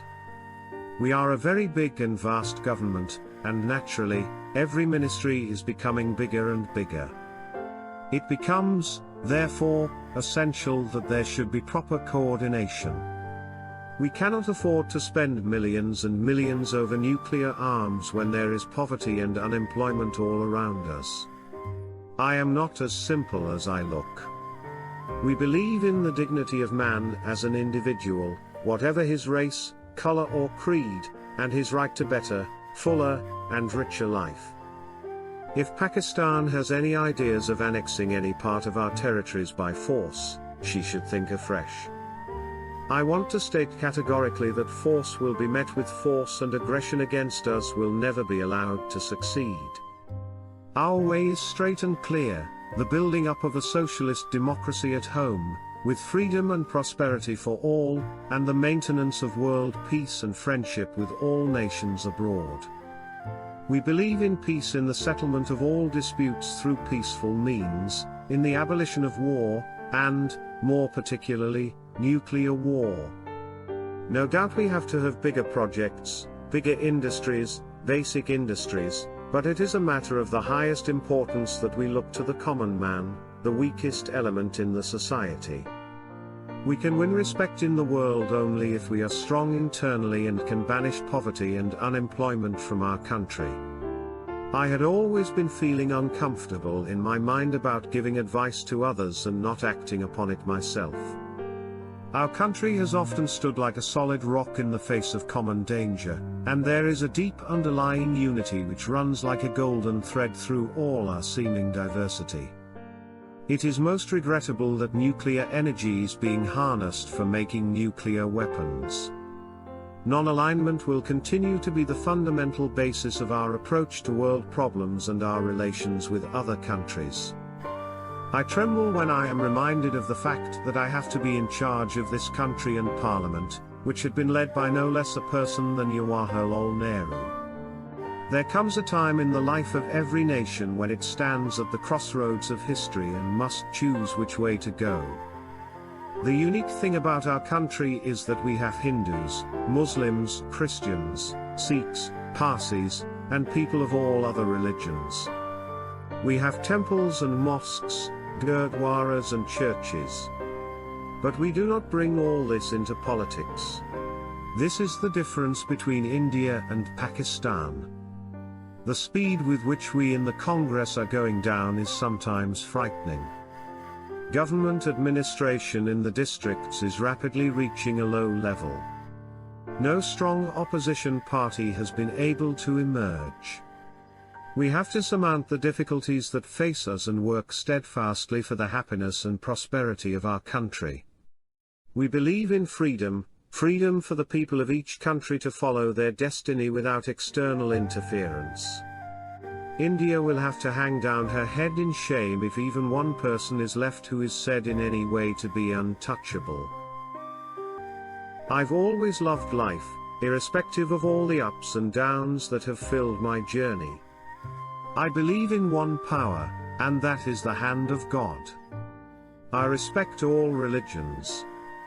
As a singer, you have to bring the soul to the song.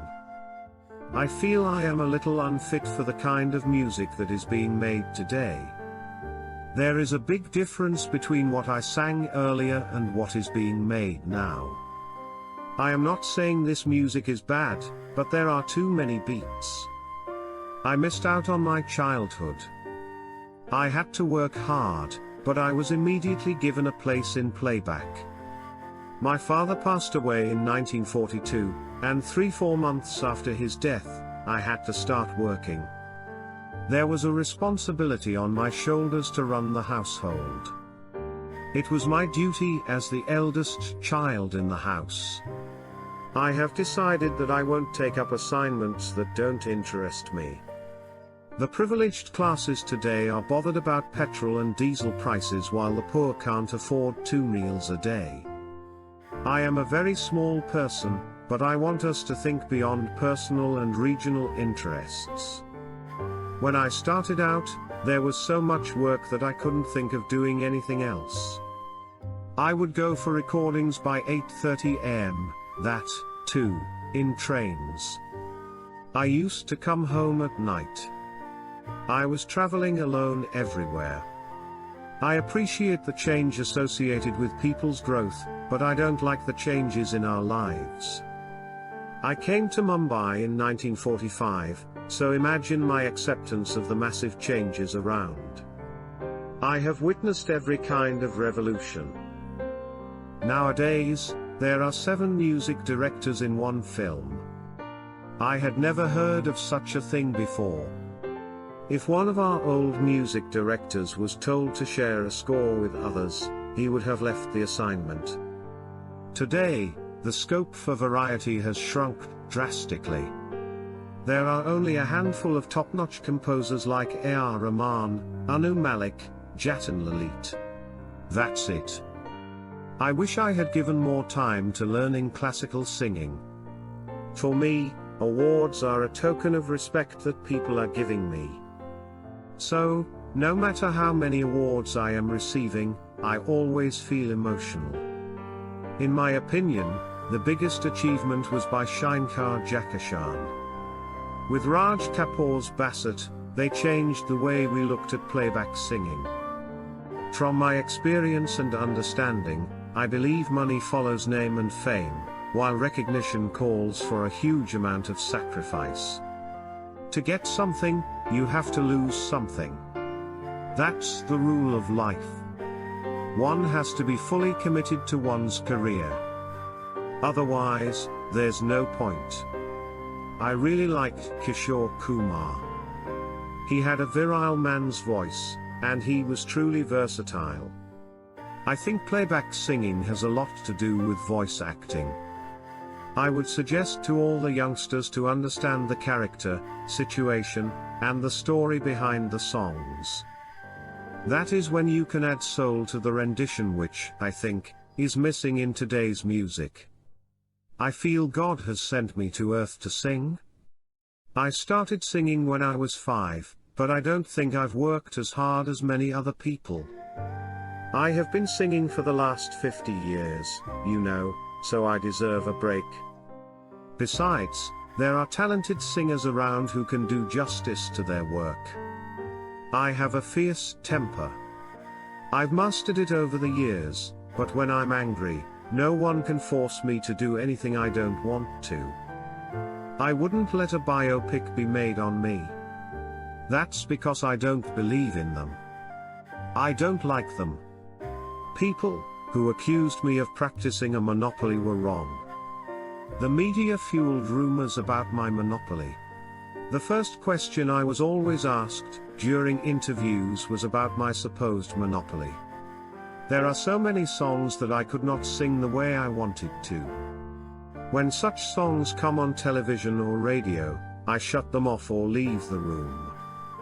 Life is like a game of cards. The hand you are dealt is determinism, the way you play it is free will. Time is not measured by the passing of years but by what one does, what one feels, and what one achieves.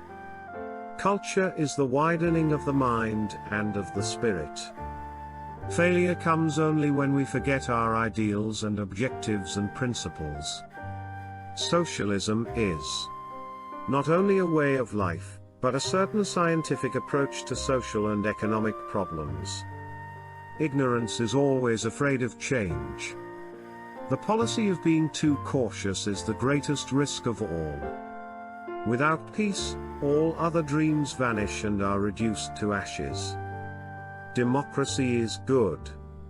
I say this because other systems are worse. It is the habit of every aggressor nation to claim that it is acting on the defensive.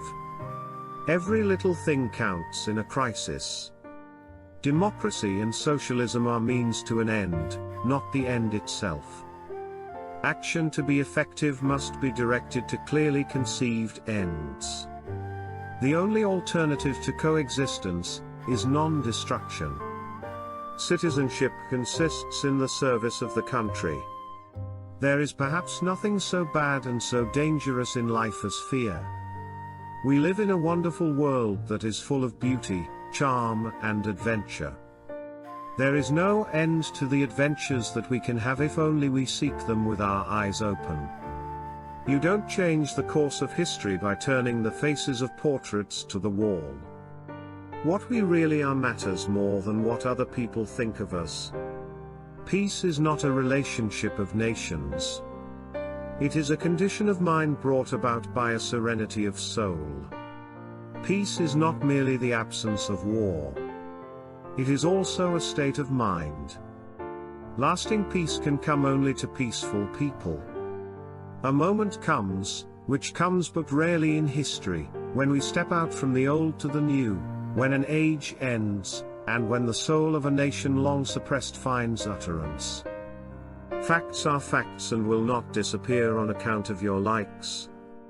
The person who talks most of his own virtue is often the least virtuous. I have become a queer mixture of the East and the West, out of place everywhere, at home nowhere.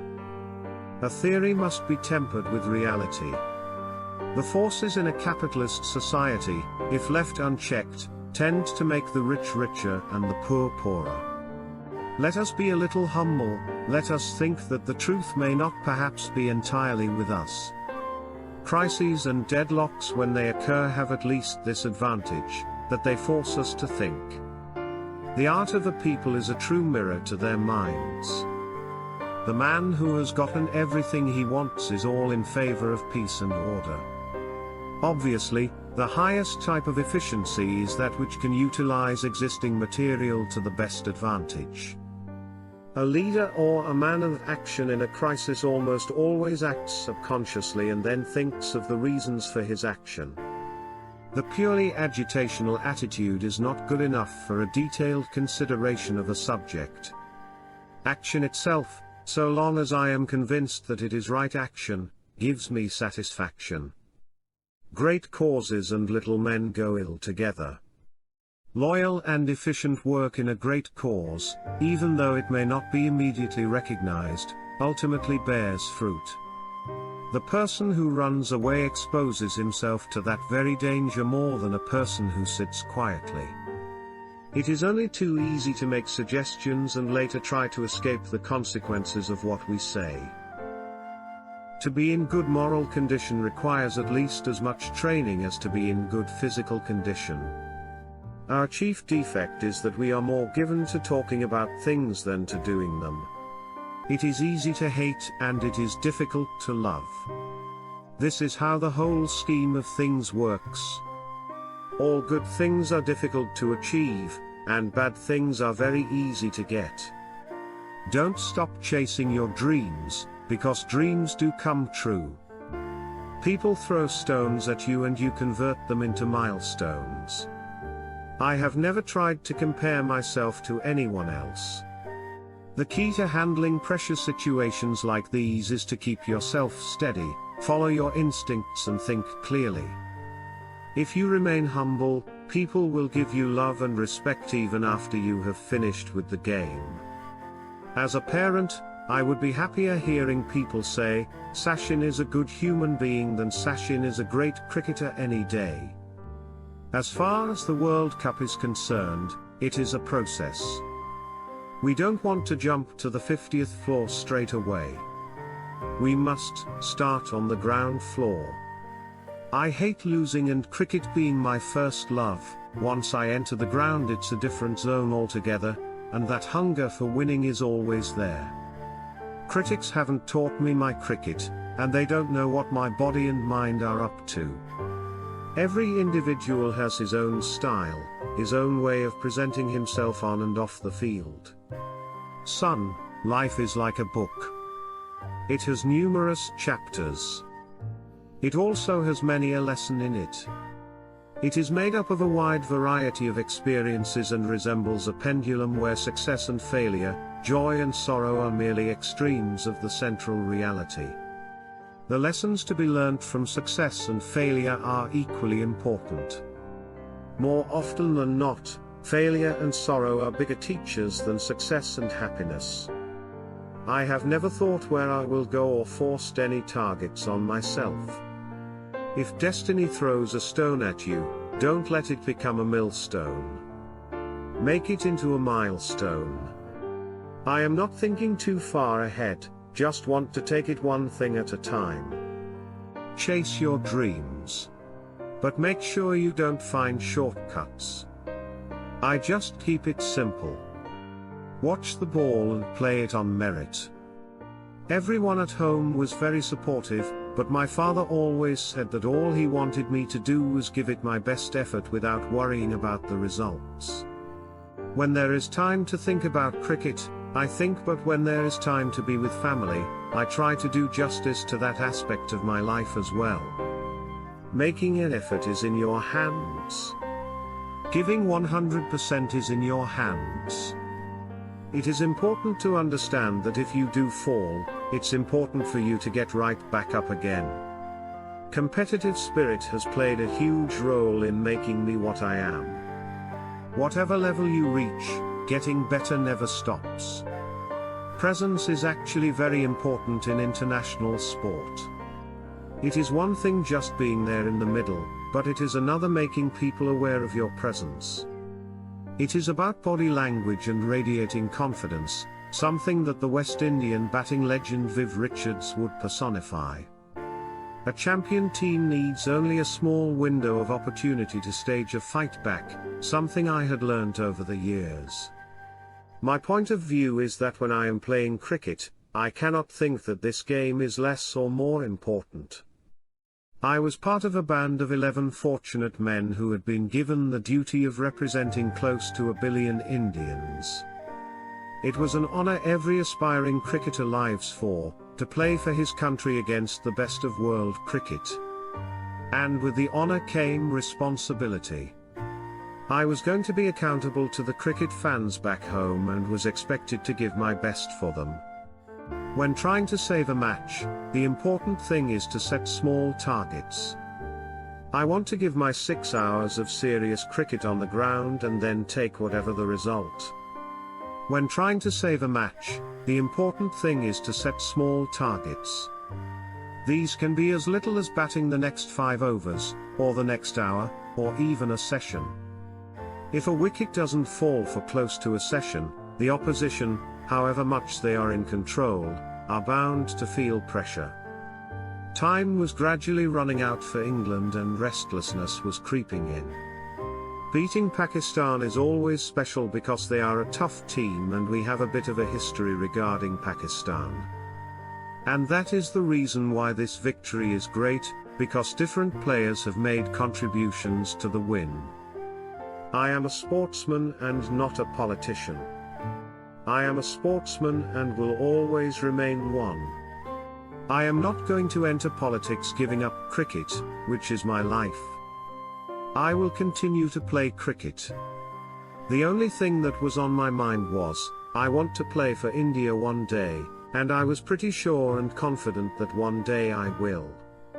When I walk into bat, I should know that yes, I've prepared to the best of my ability. I couldn't have done anything better.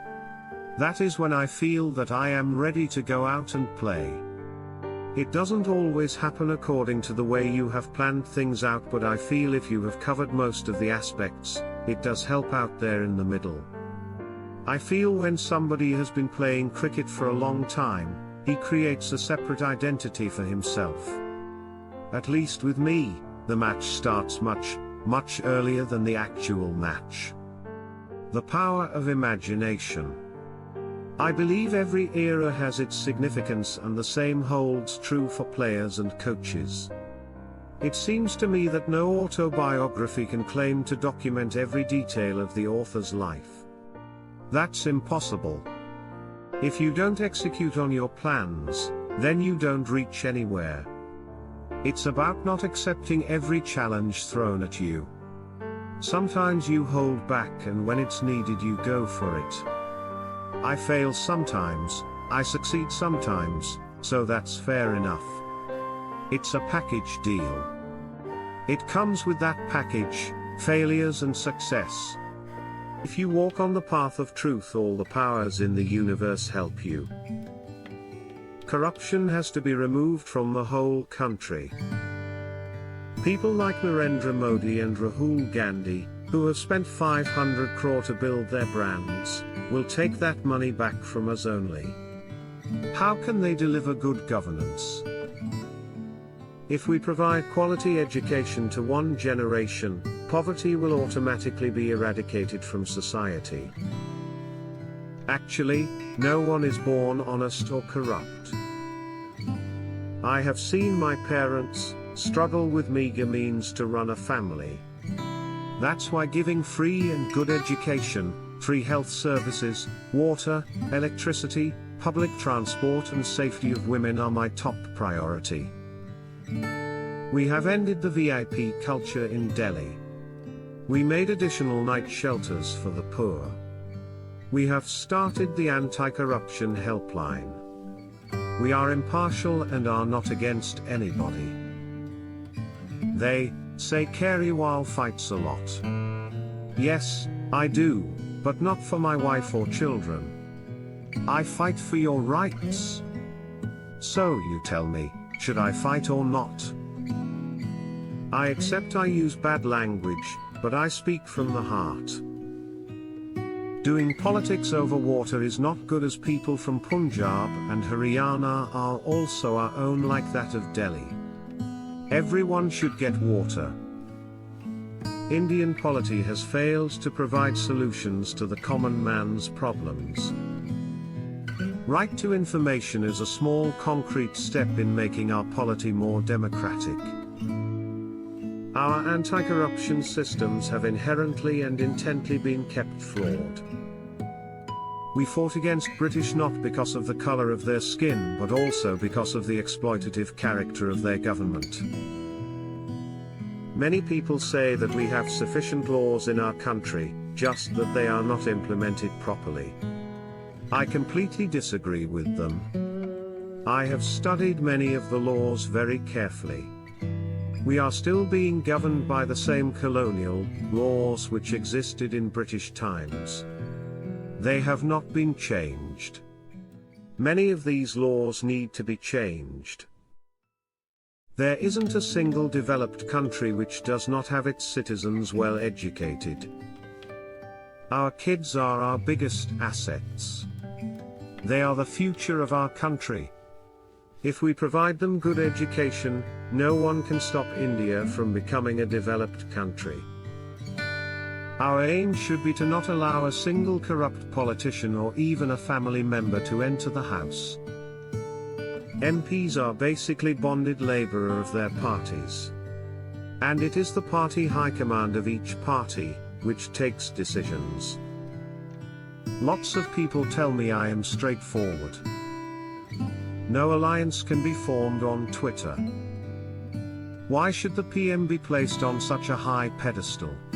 That an ordinary citizen should not even have the guts to write a letter to the PM. I have not flouted any rules on transfers or posting. I am a man in a hurry. We have to work both from office and roadside. I am impatient. No person can fool all the people all the time. We want to spread the movement and want people to join in. Anyone who is against corruption should join, be it Baba Ramdev or the common man. We never said that we don't have faith in Parliament. We have great respect for Parliament. The representatives of people become uncrowned kings and queens once they get into Parliament. When you are running the country, it means you work for the poor people. It doesn't mean you siphon off money of disabled people. It does not mean you allot public property like coal for free to rich people. We have to make the bureaucracy accountable to the people. It is not something esoteric, it can be done. One thing that is great about India is the freedom to speak and the spaces available in our democracy to protest, which doesn't exist in many places in the world. We want people to tell us the possible steps that can be taken to save ourselves from the harmful effects of air pollution. Cap Panchayats are a group of people who come together. There is no bar on people to assemble in this country. If someone thinks that education, health, infrastructure all are different sectors and issues and they ought to be fought independently, then they are mistaken. There is an underlying pattern in the process. And that is bad governance. Indians are first-class people suffering from third-class governance. Education is the antidote to poverty. It is easy to talk about development. However, it entails painstaking efforts to actually make it happen. I want to tell the law and order machinery not to spare anyone who indulges in unlawful activities. My children feel proud of me. Since their father is honest, they have nothing to be ashamed about. At the heart of all problems lies the politics of the country. We have a democracy of elections to elections. After winning an election, the parties become brazen and arrogant. They would do all wrong things, and if you question them, they would say, "Why don't you change the government next time?" But that would be 5 years later. What do I do right now? I am suffering right now. No one gets punished for corruption in our country. We have police stations for the poor but CBI, CVC and CAGs for the rich with nearly nil recovery of ill-usurped wealth. The CVC and CAG are independent but merely recommendatory. The government often ignores their advice. Economic growth and future superpower status is all very good, but that doesn't guarantee dignity for every individual. Providing good education to all citizens is necessary if India wishes to be counted as a developed nation. We have never said that we want to challenge the institution of Parliament. This democracy is not by the people, of the people, for the people. This democracy is about by the party high command, of the party high command, and for the party high command. I completely disagree if someone says that corruption of junior government officers should be overlooked. OP was formed to expose the Congress's scam. We could never think of an alliance with the Congress, but to fight the BJP we have to think of something like that. I will keep repeating that if you find me guilty of corruption, then take the strictest action against me. It is a British legacy that we have such a strict hierarchy that we can't even write a letter to our PM. I don't agree that the Somnath Bharti incident has been an embarrassment. I want to remain a common man, want to spend time with my family. No one can create a movement. No one can create a Gandhi. We, alone, can't change the country. We should do it together. We are not entering into politics to acquire power. We need to work out what kind of systems of governance we should have. Movements live on a day-to-day basis. In fact, the media should not be run by the government at all. Every person in this country is suffering because of bad governance. I am not a terrorist, I am a former chief minister. Yes, I do believe in karma. In my childhood I was a believer. People are sick of the political system and the players in the system, BJP, Congress, Akalis. They want a good alternative and those who can deliver. We feel that the government should not interfere too much in private sector. I want to make Delhi a place where people of all religions feel safe. I respect Kiran Bedi, she is like my elder sister. I want to request Modi ji that you cannot accomplish nation building by disappointing the government employees. Leadership is important in politics. In a democracy, people are supreme. My job is to change the system so all of India can shine.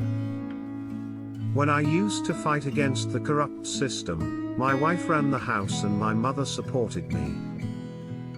When ordinary people come together, they can upset the mighty. Only love can heal hatred. Hatred will only breed hatred. Congress as well as BJP candidates are in the pockets of Adonis. Delhi becomes a gas chamber every year with the advent of winters, mainly due to stubble burning. Too much of power has got concentrated in the hands of the central and state governments.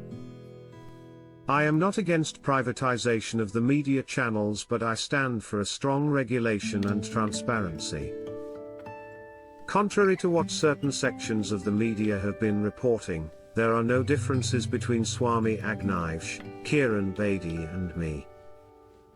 I never imagined in my life that I will fight elections or form a political party. Education is the best friend. An educated person is respected everywhere. Education beats the beauty and the youth. A person should not be too honest. Straight trees are cut first and honest people are screwed first. Treat your kid like a darling for the first 5 years. For the next 5 years, scold them.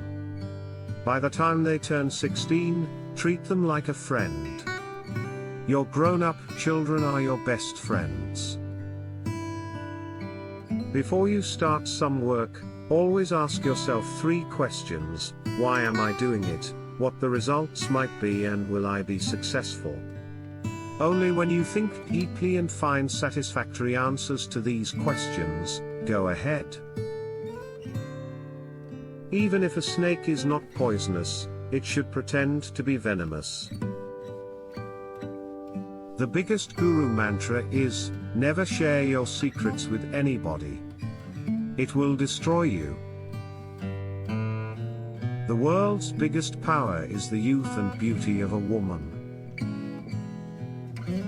He who is overly attached to his family members experiences fear and sorrow, for the root of all grief is attachment. Thus, one should discard attachment to be happy. Books are as useful to a stupid person as a mirror is useful to a blind person. We should not fret for what is past, nor should we be anxious about the future. Men of discernment deal only with the present moment. It is better to die than to preserve this life by incurring disgrace.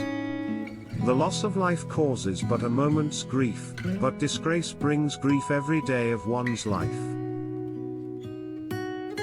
Test a servant while in the discharge of his duty, a relative in difficulty, a friend in adversity, and a wife in misfortune.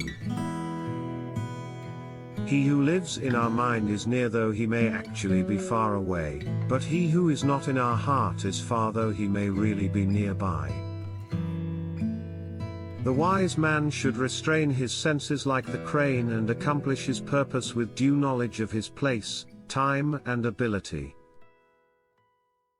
One whose knowledge is confined to books and whose wealth is in the possession of others, can use neither his knowledge nor wealth when the need for them arises.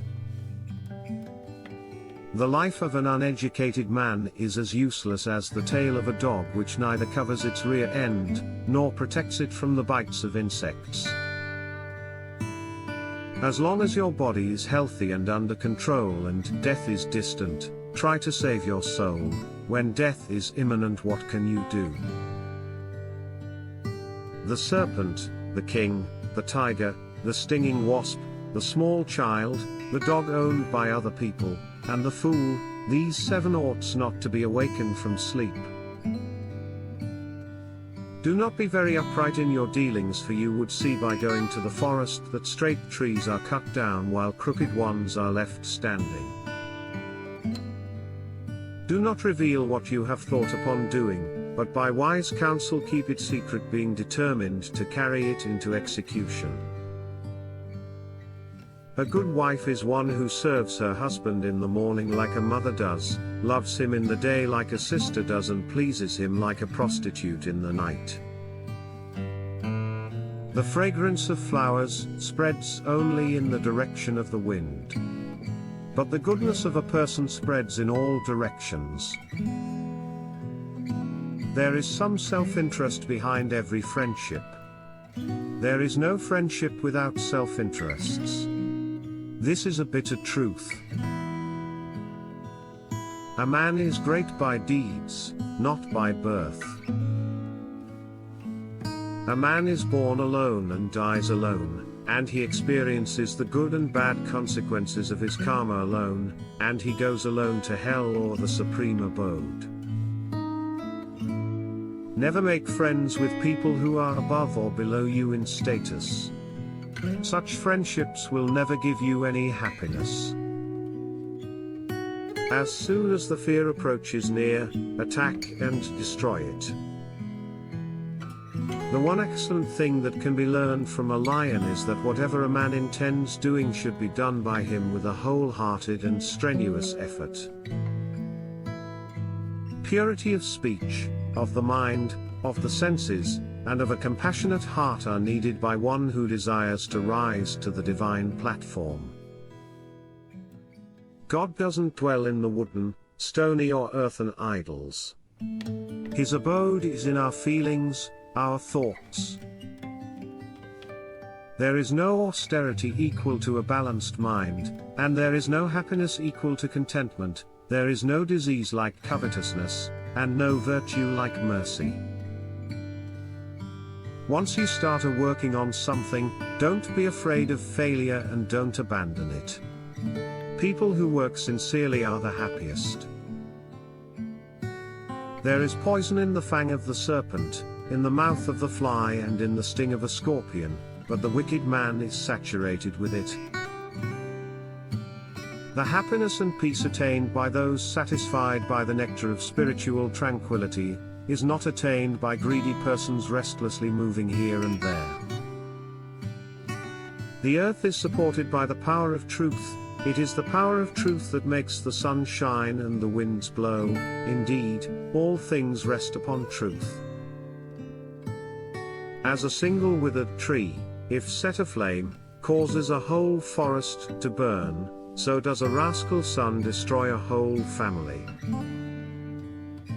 O wise man! Give your wealth only to the worthy and never to others. The water of the sea received by the clouds is always sweet.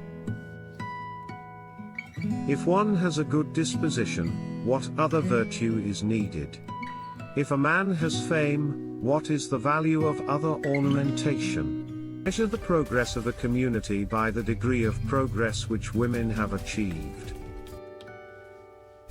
However good a constitution may be, if those who are implementing it are not good, it will prove to be bad.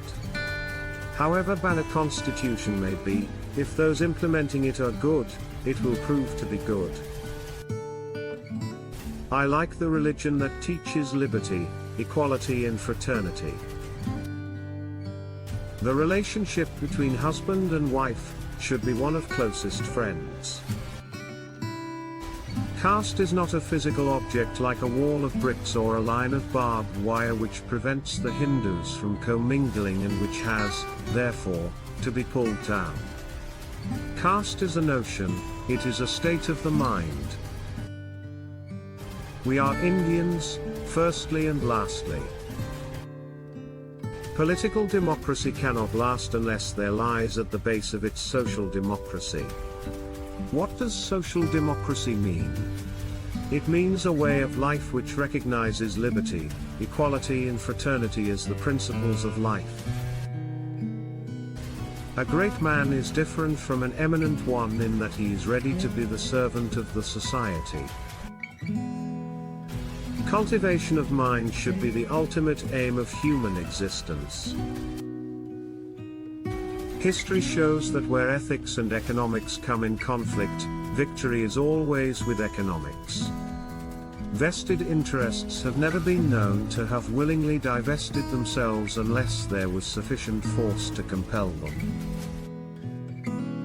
Unlike a drop of water which loses its identity when it joins the ocean, man does not lose his being in the society in which he lives. Man's life is independent. He is born not for the development of the society alone, but for the development of his self. Men are mortal. So are ideas. An idea needs propagation as much as a plant needs watering. Otherwise, both will wither and die. Law and order are the medicine of the body politic, and when the body politic gets sick, medicine must be administered. Democracy is not merely a form of government. It is primarily a mode of associated living, of conjoint communicated experience. It is essentially an attitude of respect and reverence towards fellow men. What are we having this liberty for? We are having this liberty in order to reform our social system, which is full of inequality, discrimination and other things, which conflict with our fundamental rights. Life should be great rather than long. Religion must mainly be a matter of principles only. It cannot be a matter of rules. The moment it degenerates into rules, it ceases to be a religion, as it kills responsibility, which is an essence of the true religious act. So long as you do not achieve social liberty, whatever freedom is provided by the law is of no avail to you. Religion and slavery are incompatible. Every man who repeats the dogma of Mill that one country is no fit to rule another country must admit that one class is not fit to rule another class. In Hinduism, conscience, reason and independent thinking have no scope for development. The sovereignty of scriptures of all religions must come to an end if we want to have a united, integrated modern India. Indians today are governed by two different ideologies. Their political ideal set in the preamble of the Constitution affirms a life of liberty, equality and fraternity. Their social ideal embodied in their religion denies them. That the caste system must be abolished if the Hindu society is to be reconstructed on the basis of equality, goes without saying. Untouchability has its roots in the caste system. They cannot expect the Brahmins to rise in revolt against the caste system. Also, we cannot rely upon the non-Brahmins and ask them to fight our battle. My social philosophy may be said to be enshrined in three words: liberty, equality and fraternity. Let no one, however, say that I have borrowed my philosophy from the French Revolution. I have not. My philosophy has roots in religion and not in political science. I have derived them from the teachings of my master, the Buddha. Generally speaking, the Smritikars never care to explain the why and the how of their dogmas. Caste may be bad.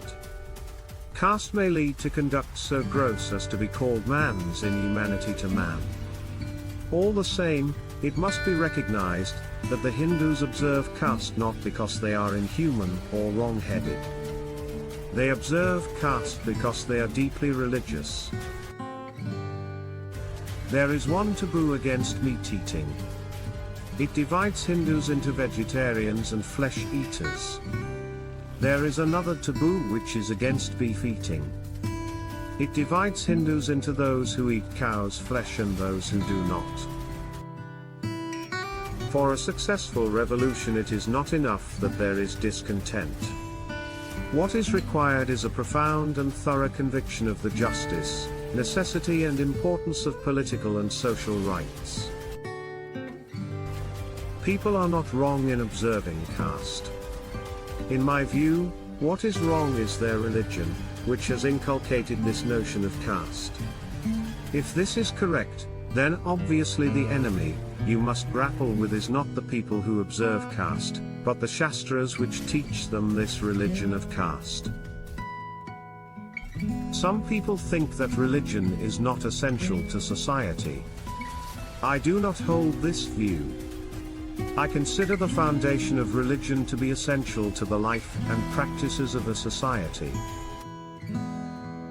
That the object of the Brahmins in giving up beef eating was to snatch away from the Buddhist bhikshus the supremacy they had acquired is evidenced by the adoption of vegetarianism by Brahmins. Political tyranny is nothing compared to the social tyranny, and the reformer who defies society is a more courageous man than a politician who defies government. A people and their religion must be judged by social standards based on social ethics. No other standard would have any meaning if religion is held to be necessary good for the well-being of the people. The food habits of the different classes of Hindus have been as fixed and stratified as their cults. Just as Hindus can be classified on their basis of their cults, so also, they can be classified on the basis of their habits of food. An ideal society should be mobile, should be full of channels for conveying a change taking place in one part to other parts. In an ideal society, there should be many interests consciously communicated and shared. Some men say that they should be satisfied with the abolition of untouchability only, leaving the caste system alone.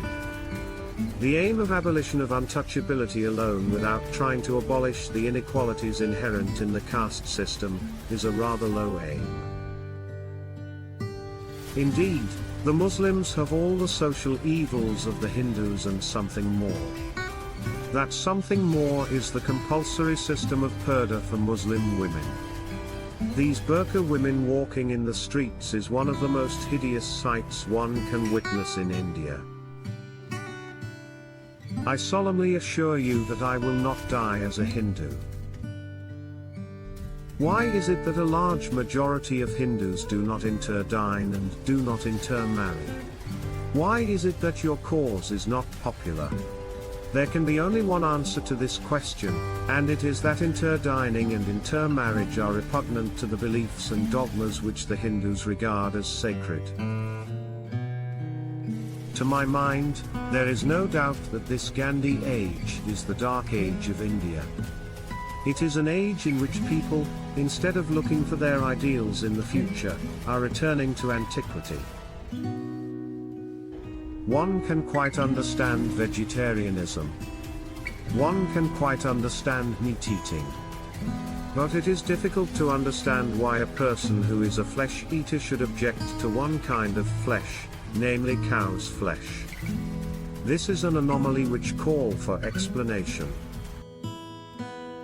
The reason why broken men only became untouchables was because in addition to being Buddhists, they retained their habit of beef eating, which gave additional ground for offense to the Brahmins to carry their newfound love and reverence to the cow to its logical conclusion.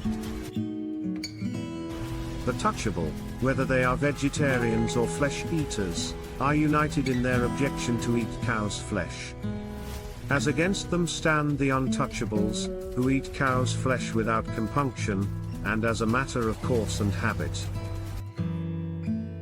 No Hindu community, however low, will touch cow's flesh.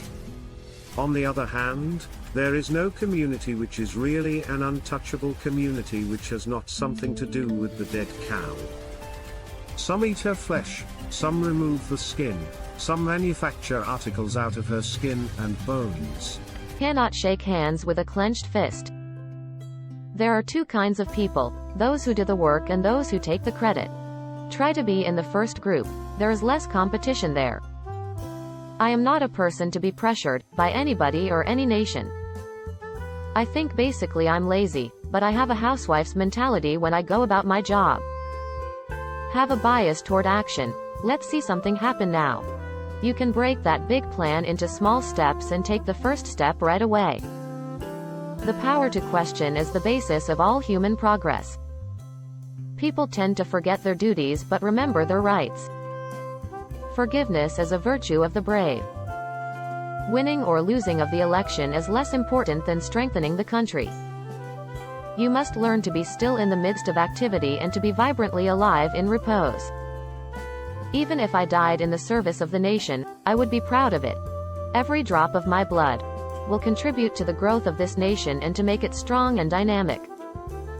This is why we feel that democracy is important, because democracy allows you to have small explosions and therefore avoid the bigger explosions. I have lived a long life, and I am proud that I spend the whole of my life in the service of my people. I am only proud of this and nothing else. I shall continue to serve until my last breath, and when I die, I can say that every drop of my blood will invigorate India and strengthen it. I do not like carving the world into segments. We are one world. There exists no politician in India daring enough to attempt to explain to the masses that cows can be eaten. Happiness is a state of mind, you know.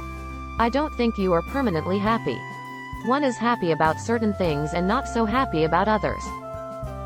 We do not wish to impoverish the environment any further, and yet we cannot for a moment forget the grim poverty of large numbers of people. Are not poverty and need the greatest polluters? If I die a violent death, as some fear and a few are plotting, I know that the violence will be in the thought and the action of the assassins, not in my dying. There is not love where there is no will. My father was a statesman. I am a political woman. My father was a saint. I am not. I have already reached out to the Janata, and I am only trying to acquaint myself with people's problems. If I see something dirty or untidy, I have to clean it up. Martyrdom does not end something, it only a beginning. A nation's strength ultimately consists in what it can do on its own, and not in what it can borrow from others. The environmental problems of developing countries are not the side effects of excessive industrialization but reflect the inadequacy of development. We have to prove to the disinherited majority of the world that ecology and conservation will not work against their interest but will bring an improvement in their lives.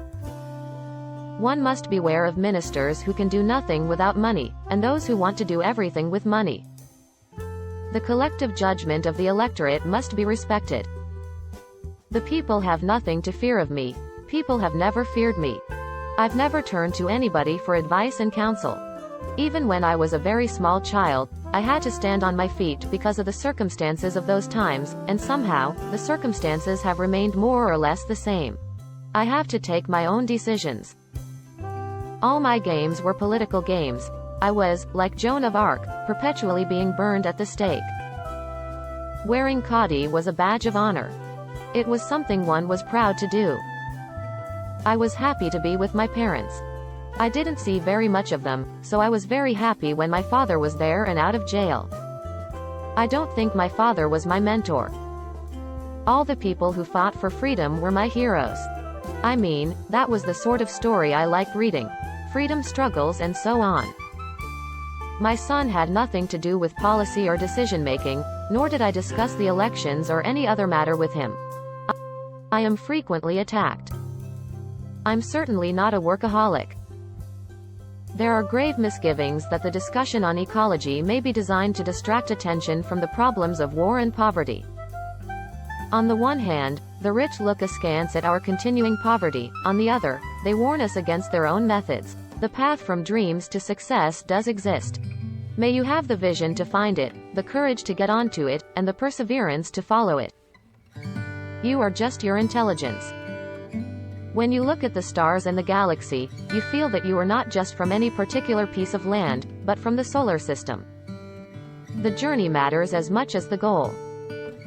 You must enjoy the journey because whether or not you get there, you must have fun on the way. Do something because you really want to do it. If you're doing it just for the goal and don't enjoy the path, then I think you're cheating yourself.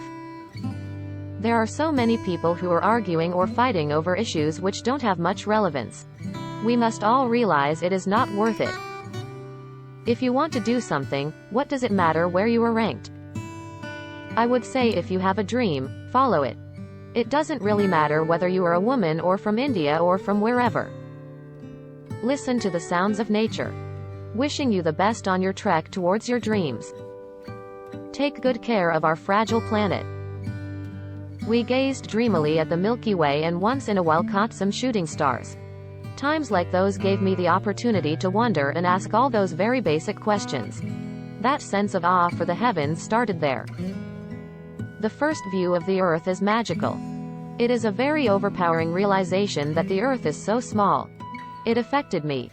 I could not get over the notion that in such a small planet, with such a small ribbon of life, so much goes on. It is as if the whole place is sacred. I stopped thinking about it after trying to figure out what are the lessons learned, and there are so many.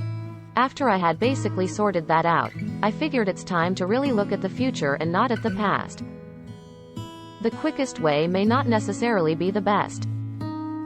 I've always been very determined. I don't get easily discouraged. It's like running a marathon race. We train all hours of the day. When you are taking a bath, you are thinking of the flight. I was interested in aerospace and flying, and the US is really the best place in the world for flying. Material interests are not the only guiding light. I don't know why I always liked aerospace engineering. I was in the 10th grade when I figured that's what I wanted to do. Some of the senior people, the very senior astronauts, shook my hand and said, "KC, you did a great job. Don't let anyone tell you different." I am from Karnal, India. The list of what I want to do is so long, I would need a few lifetimes to achieve them. For instance, I would like to fly small planes, maybe over the Ganges one day. I have felt that connection and stewardship for Earth for as long as I can remember. And not just for Earth, but the whole universe. It's easy for me to be motivated and inspired by seeing somebody who just goes all out to do something. Every once in a while, we'd ask my dad if we could get a ride in one of these planes. And he did take us to the flying club and get us a ride in the pushpa and a glider that the flying club had. When you lift off, the pressure is supposed to be maximum. But actually, it was very benign. Very enjoyable. But as soon as the engines cut off and you get to zero gravity, you felt as if you were being pushed off your seat. You feel disoriented. You don't feel aligned with anything. I felt for a few good hours that I was falling. We crossed the Himalayas in less than 2 minutes, and then you realize, oh my God, within an hour and a half, we have gone around the whole planet. In summers, while growing up in India, we often slept in the courtyard under the stars. I don't want to be a VIP. I want to be in LIP, a less important person. I am not left or right. I believe in nationalism, patriotism, the federal structure, democracy, and the poor. Jyoti Basu is the biggest fraud, cheat, and con man in West Bengal. Our policy is very clear: whatever policy will suit the people, whatever policy will suit the circumstances, whatever policy will suit my state. Change is a continuous process. You cannot assess it with the static yardstick of a limited time frame. When a seed is sown into the ground, you cannot immediately see the plant. You have to be patient. With time, it grows into a large tree. And then the flowers bloom, and only then can the fruits be plucked. One political party must behave goodly with another political party, whatever is possible within the political jurisdiction. I am not God. Nor am I phantom. I am ready to accept any criticism. I have been in politics for decades. Each and every day, in several media, there is criticism of me. In my government, I do Twitter on my own. I have no sponsorship, nothing. We are not Marxist or capitalist, we are for the poor people. Mamata Banerjee is just a casual worker, just like a commoner. I don't have any personal agenda, or vendetta against any individual, even Narendra Modi. We are from the very middle class family. We have not come from the English medium school. We came from our regional languages school. I don't think the elite class is only speaking the good English. Few states, they have the international borders, state borders. In India, there is so much diversity in system. Unity in diversity is our system, so therefore, you cannot take for granted, whatever you do. Our party, I can tell you, is very transparent. We believe in our credentials. Our credentials are our only credibility. We are not going to compromise on that. We are the commoners. I have seen in my life, I have struggled so much. I did not get support from anyone. I never supported violence. Before the formation of TMC, I was a member of the Congress Party. Gandhi's Congress. Non-violence is a philosophy that runs deep.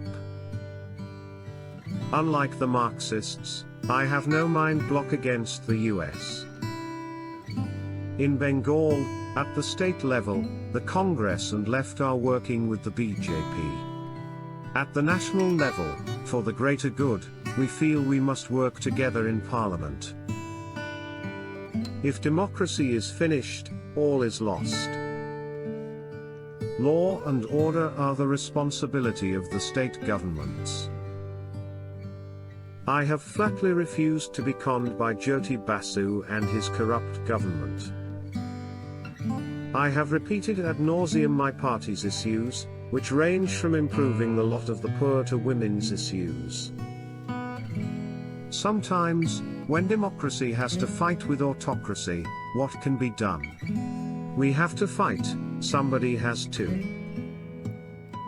It is my birthright, it is my political right, it is my democratic right, it is my constitutional right. That I must open my mouth. My voice. I can raise my voice. Ours is a vast country, many languages, many castes, creeds, religions. Media is totally Modi, Modi media. I was not with BJP's communalism agenda.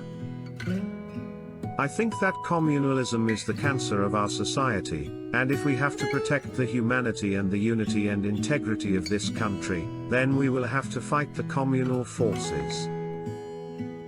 I have respect for everybody. Struggle has been a part and parcel of my life. After my father died, we faced hardship, but never asked anybody for help. We were self-sufficient.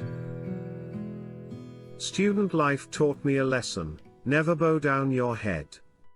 Be straightforward and bold in whatever you do. I have no problem working with anybody as long as they are efficient and their intentions, their philosophy, their ideology are clear. We are open to everyone who wants to contribute in our mission to make West Bengal a glorious state. In BJP and RSS, there are good people I respect, but some are playing dirty games. Religion cannot be the agenda of any government. A rising tide doesn't raise people who don't have a boat. We have to build the boat for them. We have to give them the basic infrastructure to rise with the tide. It is not important what Rahul Gandhi thinks, it's important what a billion Indians think. If I am incompetent, I am useless, the people of India will see that. The BJP is trying to spread fire and violence across the country, and there is only one force that can stop it: the workers of the Congress and its leaders. Democracy is about non-arbitrary decisions. Democracy is about spreading decisions, it is not about destroying processes. It doesn't matter how much wisdom you have. If you don't have position, you have nothing. That's the tragedy of India. I'm an opposition leader. But Mr. Modi is also my Prime Minister. Mr. Modi has certain skills. He's a very good communicator. Business thrives with trust. Every single business transaction is based on trust. Trust is what you deal in. From trust emerges a safe and predictable environment. There are people doing yoga in New York, dancing around. That's the power of India. You go to a nightclub somewhere in Spain and there's Amitabh Bachchan on the screen there, dancing around. That's the power of India. That's the power of Indian people. I like the concept of Make in India. But the orientation of Make in India is slightly different than what I would. So, the orientation of Make in India is big business, and a lot of it is defense. My orientation of Make in India would be small and medium businesses. The vision that we laid out in 2004 was designed, at best, for a 10-year period. And it was pretty clear that the vision that we laid out in 2004 by the time we arrived in 2010-11 was not working anymore. For me, the Congress Party is now my life, the people of India are my life, and I will fight for the people of India and for this party. Startup India is welcome for the economy, but it cannot be accompanied by Shut Up India in society. What gives Startup India its strength is freedom of expression, thought, and dissent. You choke this, and you choke entrepreneurship. Hatred, anger, and violence can destroy us. The politics of polarization is dangerous. What we see before us is a politics devoid of kindness and truth. Today, politics is not being used in the service of the people, it is being used to crush them, not to lift them up. Millions of Indians are brimming with energy. I am not averse to politics, but that does not mean that I am going to join politics. I believe that a politician needs to be with people.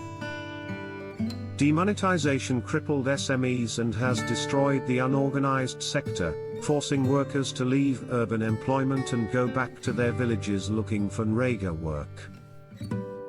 I have an aim, I have a clear aim in my mind, and the aim is that I do not like what I see in Indian politics, it is something that is inside my heart. I want the Congress to become an instrument for dialogue among the Indian people, all of us, from all corners of our great country, all religions, all ethnicities, all ages, genders and people, and for our dialogue to always be led by love and affection. What I saw when I was a child was my father, who was a pilot, and because of circumstances was thrown into the political system, and all I saw when was small after my grandmother died was my father in constant combat with the system in India, and then I saw him die, actually. India absorbs things, India's not a divisive place.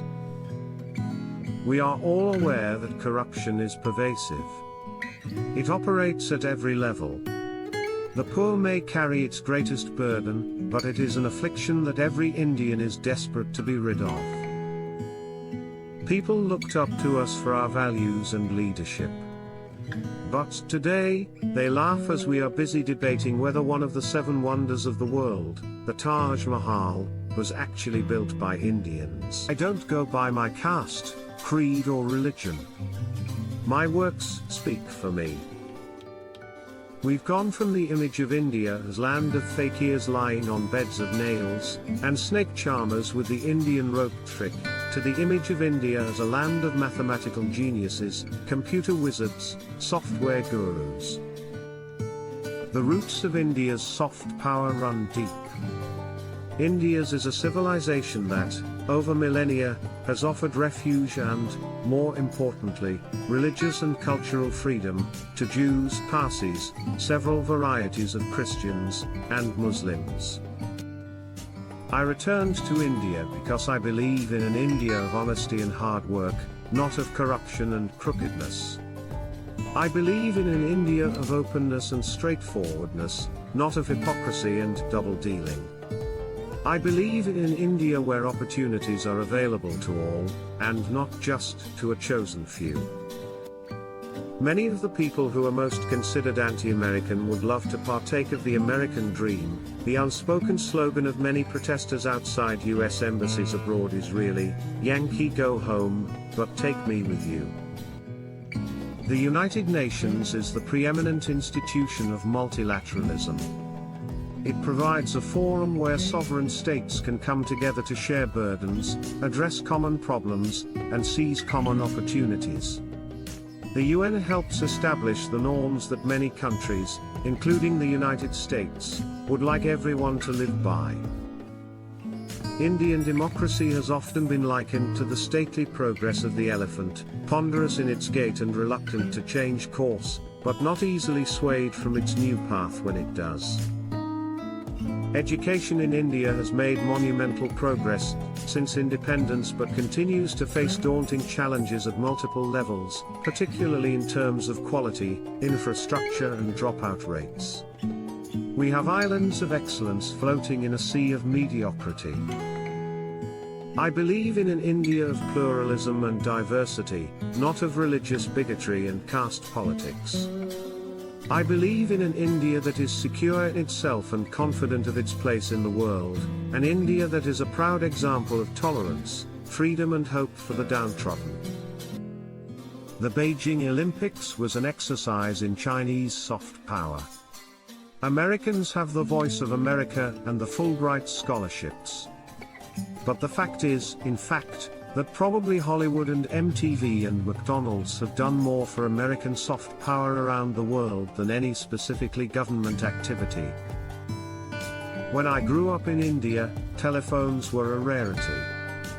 In fact, they were so rare that elected members of parliament had the right to allocate 15 telephone lines as a favor to those they deemed worthy. If you were lucky enough to be a wealthy businessman, or an influential journalist, or a doctor or something, you might have a telephone. As an Indian, and now as a politician and a government minister, I've become rather concerned about the hype we're hearing about our own country, all this talk about India becoming a world leader, even the next superpower. The abrupt and sudden death of my wife has taken a severe emotional and psychic toll on me. On top of that, some people have stooped so low that they have tried to use my personal tragedy for their personal benefit.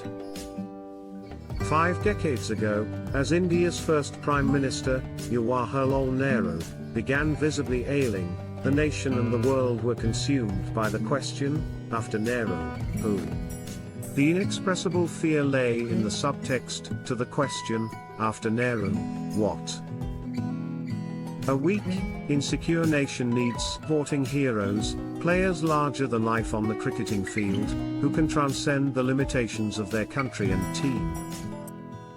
I returned to India after long years of international service, because I had always cherished the desire to make a difference in my own country. I am proud to represent the capital of Kerala, a state that in so many ways are a trailblazer for India's progress, though in other respects it seems to have been left behind in the race for 21st century development. The notion of world leadership is a curiously archaic one. The very phrase is redolent of Kipling ballads and James Bondian adventures. What makes a country a world leader? Is it population, in which case India is on course to top the charts, overtaking China as the world's most populous country by 2034? Much of the conventional analysis of India's stature in the world relies on the all too familiar economic assumptions. But we are famously a land of paradoxes, and one of those paradoxes is that so many speak about India as a great power of the 21st century when we are not yet able to feed, educate and employ all our people. The steep decline in America's image and standing after 9/11 is a direct reflection of global distaste for the instruments of American hard power, the Iraq invasion, Guantanamo, Abu Ghraib, torture, rendition, Blackwater's killings of Iraqi civilians. I'm not a techno-determinist. I believe we need to improve our existing human resources, and technology can only be a complement. There was a time when bright people had few prospects for higher education and good jobs here. But that is changing. India is no longer seen as an undesirable place to work or pursue research. Global challenges also require global solutions, and few indeed are the situations in which the United States or any other country can act completely alone. The UN guards the vital principles entrenched in its charter, notably the sovereign equality of states, and the inadmissibility of interference in their internal affairs. It is precisely because the UN is the chief guardian of both these sacrosanct principles that it alone is allowed to approve derogations from them. The Internet is emblematic of an era in which what happens in Southeast Asia or Southern Africa, from democratic advances to deforestation to the fight against AIDS, can affect Americans. As has been observed about water pollution, we all live downstream now. Malaysians talk with Mauritians, Arabs with Australians, South Africans with Sri Lankans, and Iranians with Indonesians. The Indian Ocean serves as both a sea separating them and a bridge linking them together. India's national elections are really an aggregate of 30 different state elections, each influenced by its own local considerations, regional political currents, and different patterns of political incumbency. Because so many voters happen to be illiterate, India invented the party symbol, so that voters who could not read the name of their candidate could vote for him, or her anyway by recognizing the symbol under which they campaigned. Elections are an enduring spectacle of free India, and have provided foreign journalists with the opportunity to remind the world that India remains the world's largest democracy. Whereas China has set about systematically striving for Olympic success since it re-entered global competition after years of isolation, India has remained complacent about its lack of sporting prowess. The Chinese, as befits a communist autocracy, approached the task of dominating the Olympics with top-down military discipline. If China wants to build a new 6-lane expressway, it can bulldoze its way past any number of villages in its path. In India, if you want to widen a 2-lane road, you could be tied up in court for a dozen years over compensation entitlements. In China, national priorities are established by the government and then funded by the state. In India, priorities emerge from seemingly endless discussions and arguments amongst myriad interests, and funds have to be found where they might. Among the many international consequences of Barack Obama's stunning victory in the United States is worldwide introspection about whether such a breakthrough could happen elsewhere. Could a person of color win power in other white majority countries?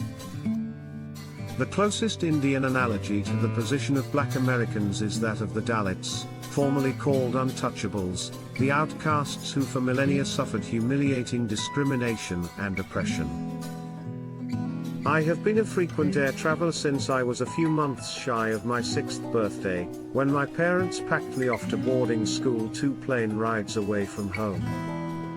Those days of being willingly handed from air hostess to air hostess as an unaccompanied minor made me blaze about the rigors of air travel. going abroad to study as a teenager, and joining the United Nations at 22, confirmed my ease with the world of the frequent flyer. I saw the average airport terminal as a familiar haven, like a friend's sitting room. But 9/11 changed all that. I strongly believe vengeance is not mine, it is for God to decide.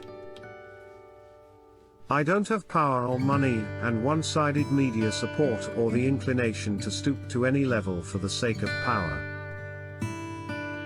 When people are with me, who can say I am alone?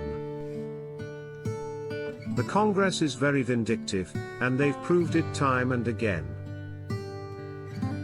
The euphoria around Modi ji is also no longer there. Amity Rambabu walked with my father for 1,500 kilometers during his historic Padayatra before 2004 elections. It is because of the work done by activists like him that Congress won assembly elections twice. As far as I am concerned, my state is my priority. If the ISP is voted to power, agriculture sector will be given top priority. The interests of all sections of people will be protected.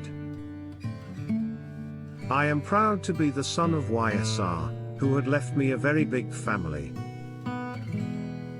Special category status, SCS, is absolutely necessary for the development of the state. Without SCS, even if we take 60 years, we won't be able to develop like Hyderabad. But with SCS, development can be fast-tracked. My dad was a loyal congressman until his death.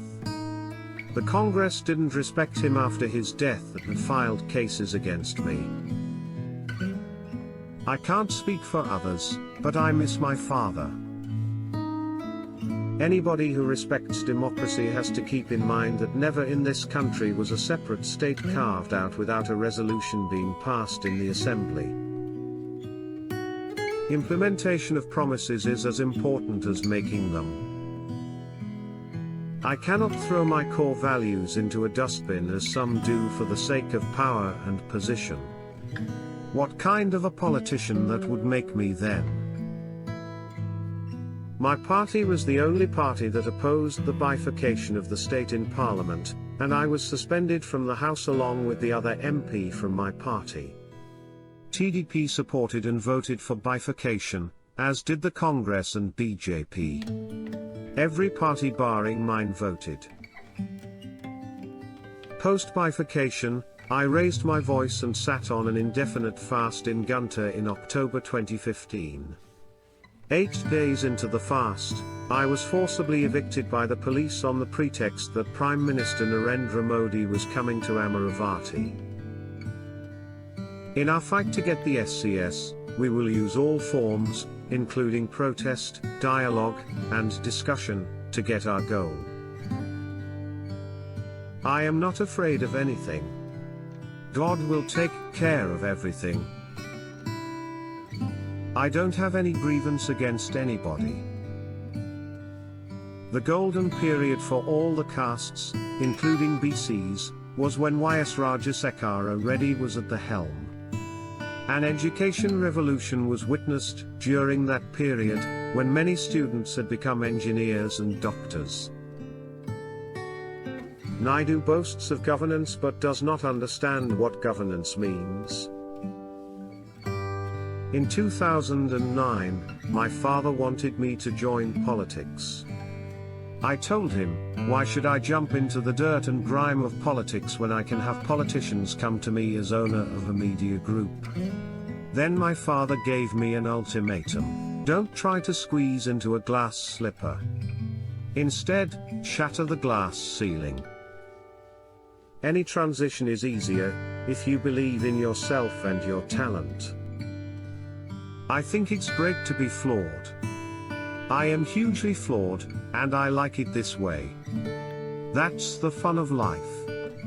You fall, get up, make mistakes, learn from them, be human and be you. Financial independence is paramount. My mom always says that when a woman is financially independent, she has the ability to live life on her own terms. I think that was the soundest advice that I ever got. No matter where you go in life or who you get married to, you have to be financially independent, whether you use it or not. I don't believe in being a size 0. I don't believe in starving. Women should totally embrace their curves. I don't come from a film background.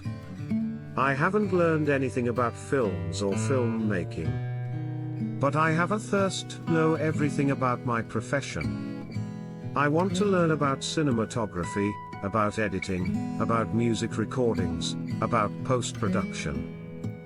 So, when people in the know talk, I willingly listen. When it comes to an everyday situation, I am like an ant. I keep putting money aside because I know that if I want to splurge, there is a big mountain of money that I can use. People keep speculating about my personal life because I am evasive about it. I taught myself confidence. When I'd walk into a room and feel scared to death, I'd tell myself, I'm not afraid of anybody. And people believed me. You've got to teach yourself to take over the world. You can be an absolute woman, and also be smart and tough and not lose your femininity. Black, brown, white, yellow, why are we always talking about colors? I'm a girl? I believe in a global community. Education has always been very important to me. It means you don't have to depend on anyone else. Justin Timberlake, I'd like to learn a little more about his suit and tie. When I was little, my dad used to call me Bandarella, because I was a mess. A bunda is a monkey in Hindi. I was not a girly girl, and would always break something and would be running around and didn't really fit in. I felt so out of place at the Miss India pageant. I had just come back from America, and I was told I needed to lose my American accent and learn the Queen's English, so I had to enunciate my vowels and speak well and eloquently. Giving up a New York accent is pretty hard. I can never be incognito. But I love it. I believe destiny and hard work go hand in hand. I was studying to be an engineer when my mom and my brother sent my pictures for the Miss India contest. I didn't even know about it. If that isn't destiny, what is? It is in my nature to give the work I have all the discipline and due diligence that I am capable of. I've never dated, I've always been in relationships. I think great skin is always important. With lots of makeup, by the end of the night, you look like you're melting. You need to feel comfortable. When you're comfortable, you feel confident. And when you're confident, the world is your oyster. Most important, you gotta feel what you wear. I believe in myself and my art so much. I've always trusted destiny. Wherever it takes me, I just work damn hard at the opportunity. Since I came from another part of the world, I expected many differences in the way things worked, but at the end of the day, there actually were more similarities between the American and Indian entertainment industry, the same chaos, creativity, passion, and genius all around. Art should not be bound by barriers or language. The Hindi film industry is a testament to that. We speak only Hindi, but we premiere in Germany and Japan. Our films do phenomenally well there. We transcend the barriers of language and culture. We welcome you in. I think that's what art should be, and I hope America reaches that place. As a girl, I am this stupid, emotional, very loyal, sort of believe in values and principles sort of girl. I sang the Sunday Night Football theme song 2 years in a row, my first part in American culture, although I still don't know anything about American football. I think there's a social responsibility that comes with a public platform. Because of the position that I've been put in, I think it's important to use my voice to do as much as I can.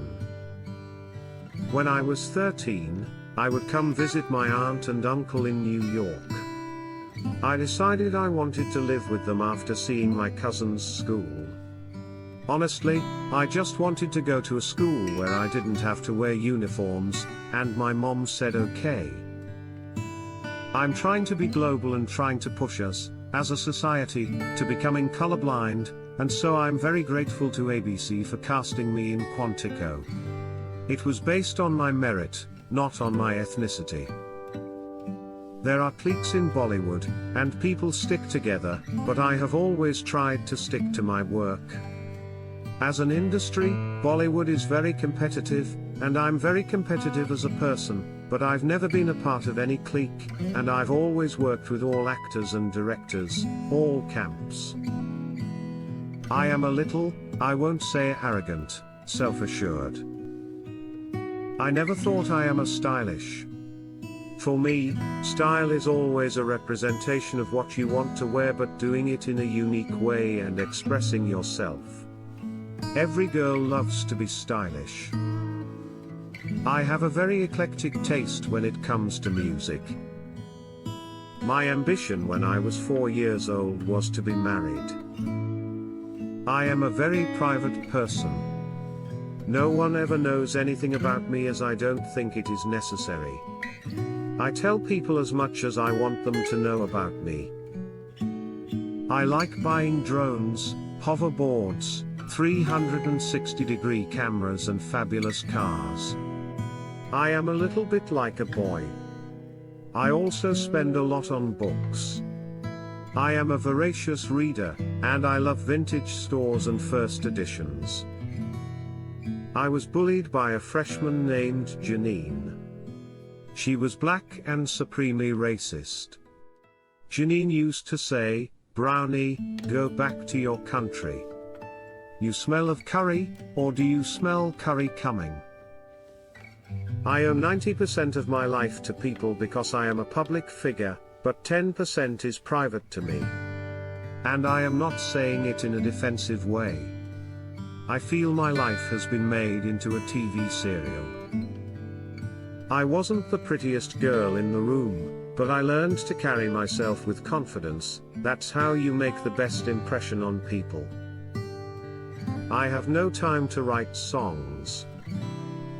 When there is a ring on my finger, which is actually given to me, then I'll tell the world. Till then, no one can claim me. I never had any awkward situations with Shah Rukh. Generalizing a type of people is really primitive. When I was in high school in America, I didn't see anyone who looked like me, hardly ever. I just thought that was normal because you don't know any better. So, I used to idolize so many other people, like Sarah Michelle Gellar on Buffy.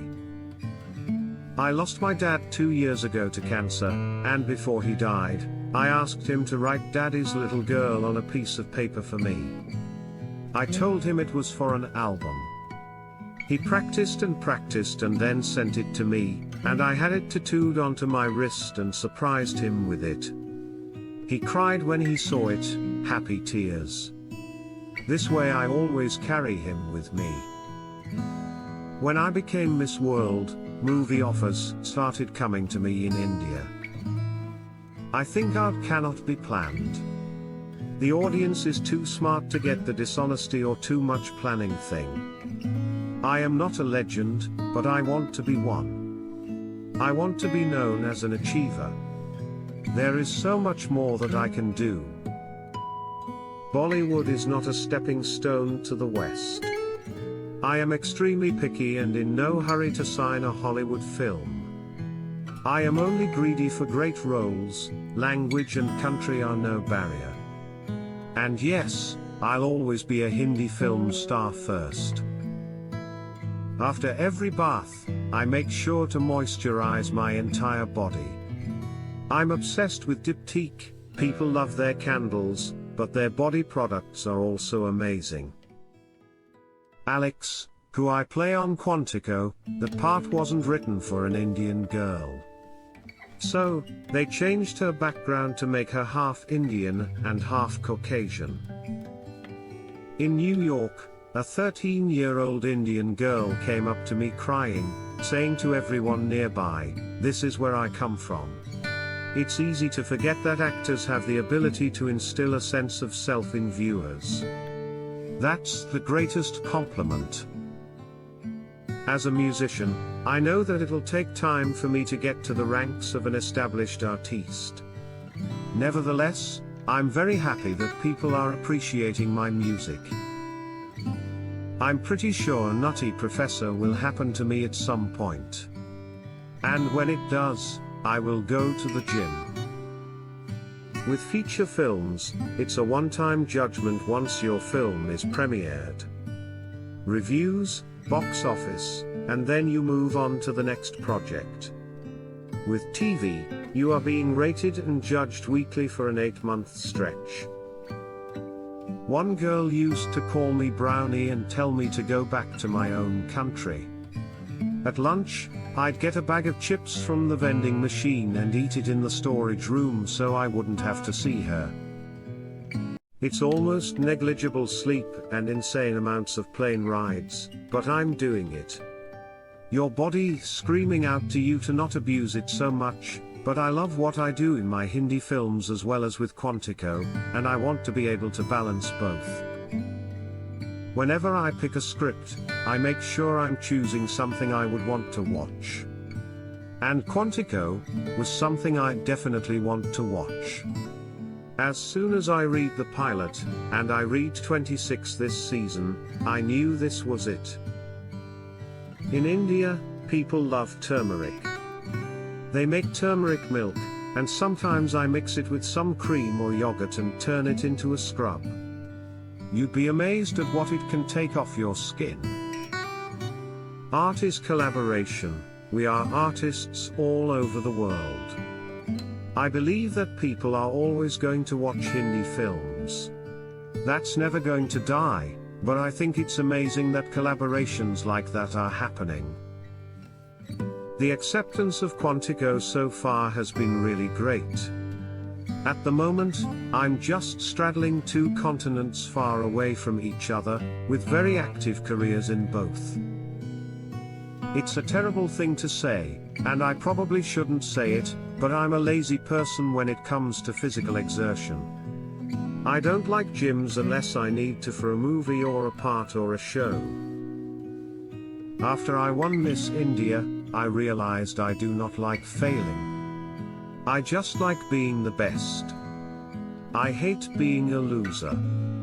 So, I just have to keep winning.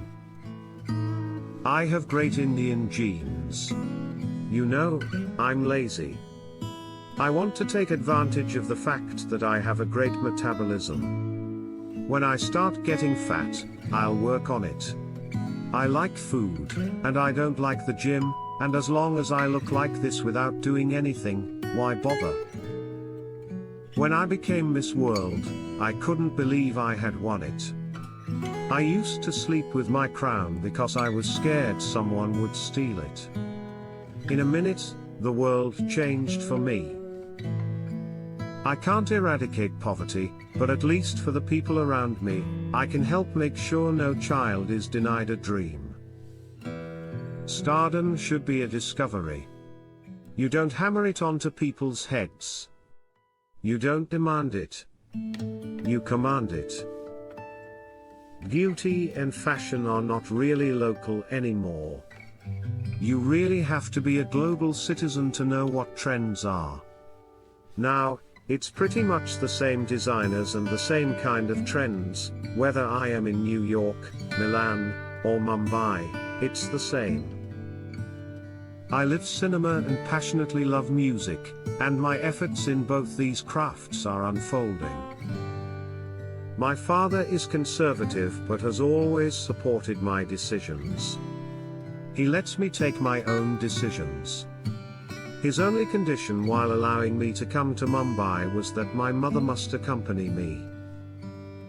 You like someone, you court each other, you get into a relationship. You're answerable to each other. Whereas, the non-answerability of dating, my God, I don't know if I would ever be able to. My career is the sum of the decisions I have made.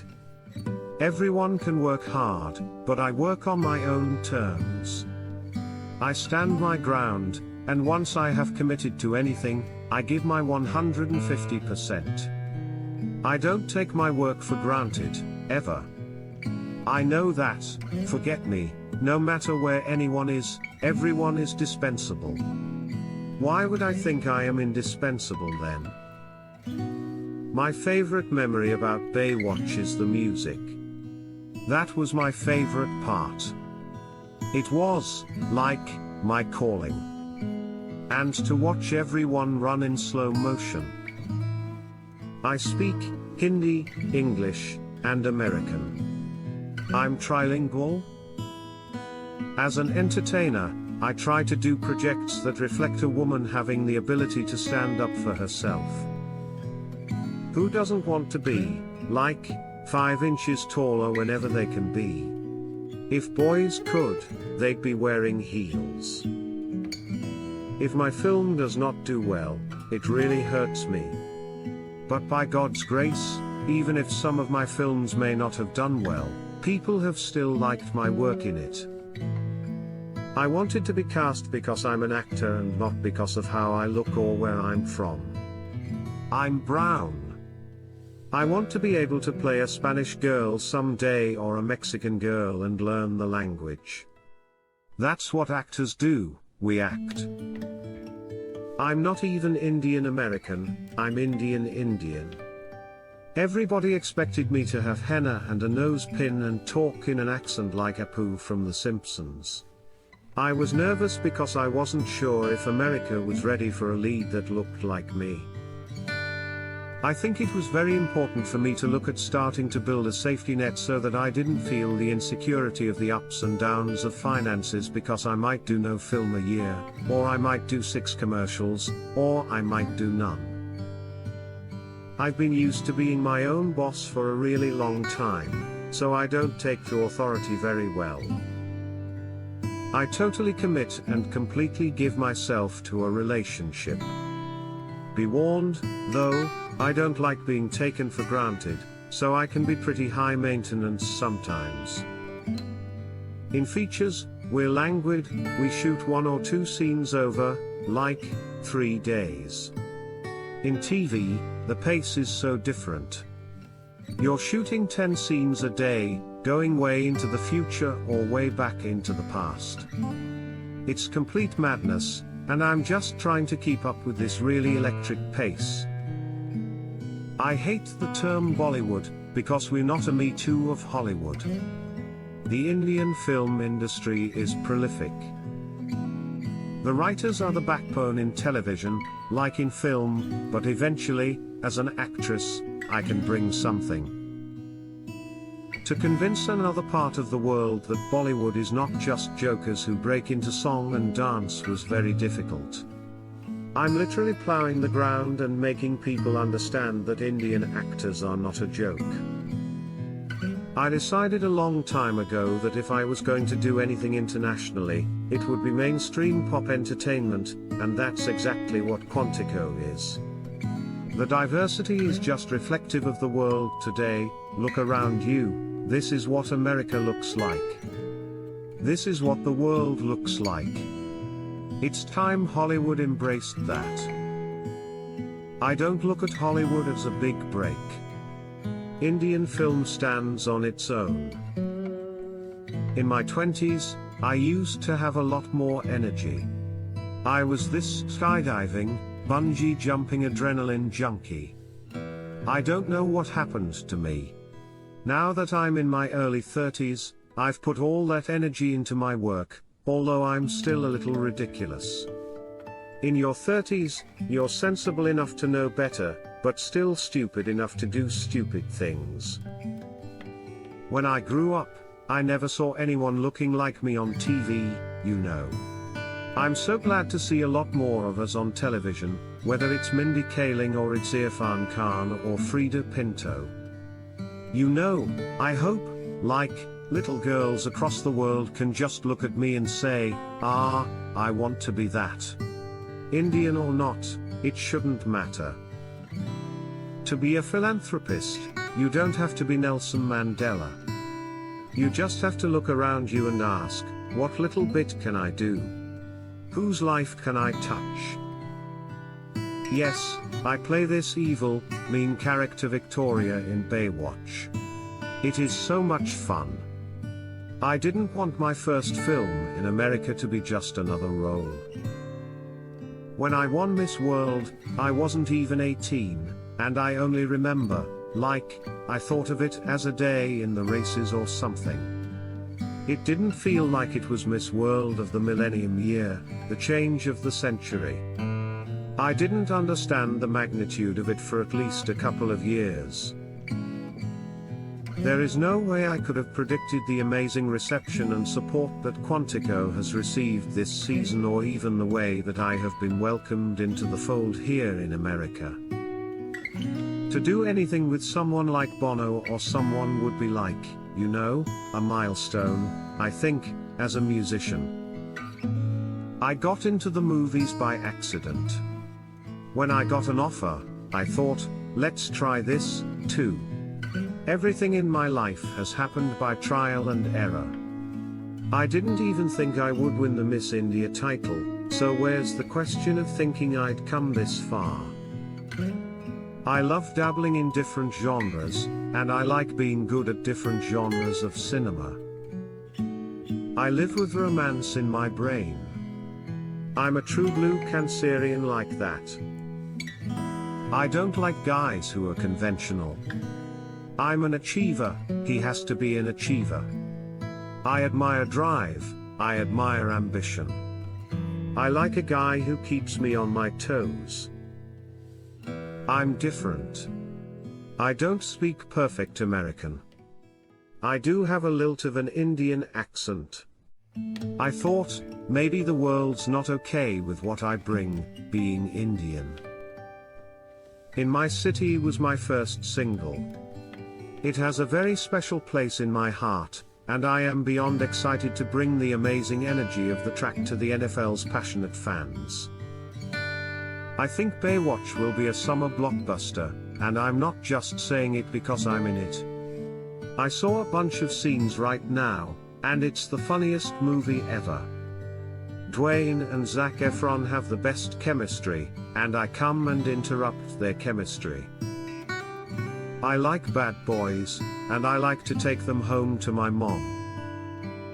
I've shot all over the world with crews from all over the world. The work ethic is the same.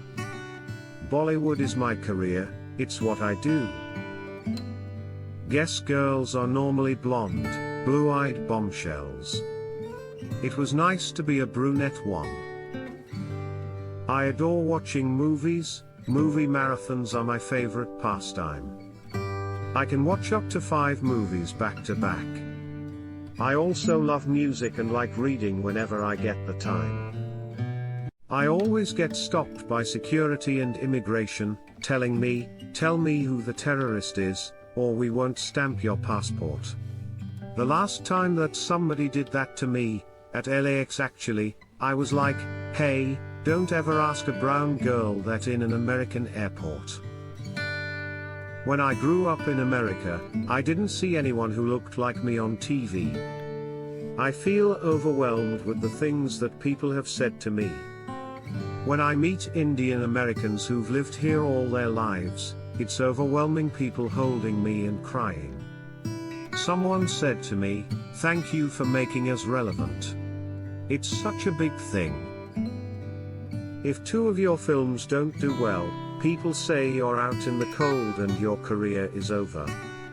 1 film does well, and you've had the best year of your life. I don't believe in all that's written. I wasn't even prepared to be an actress.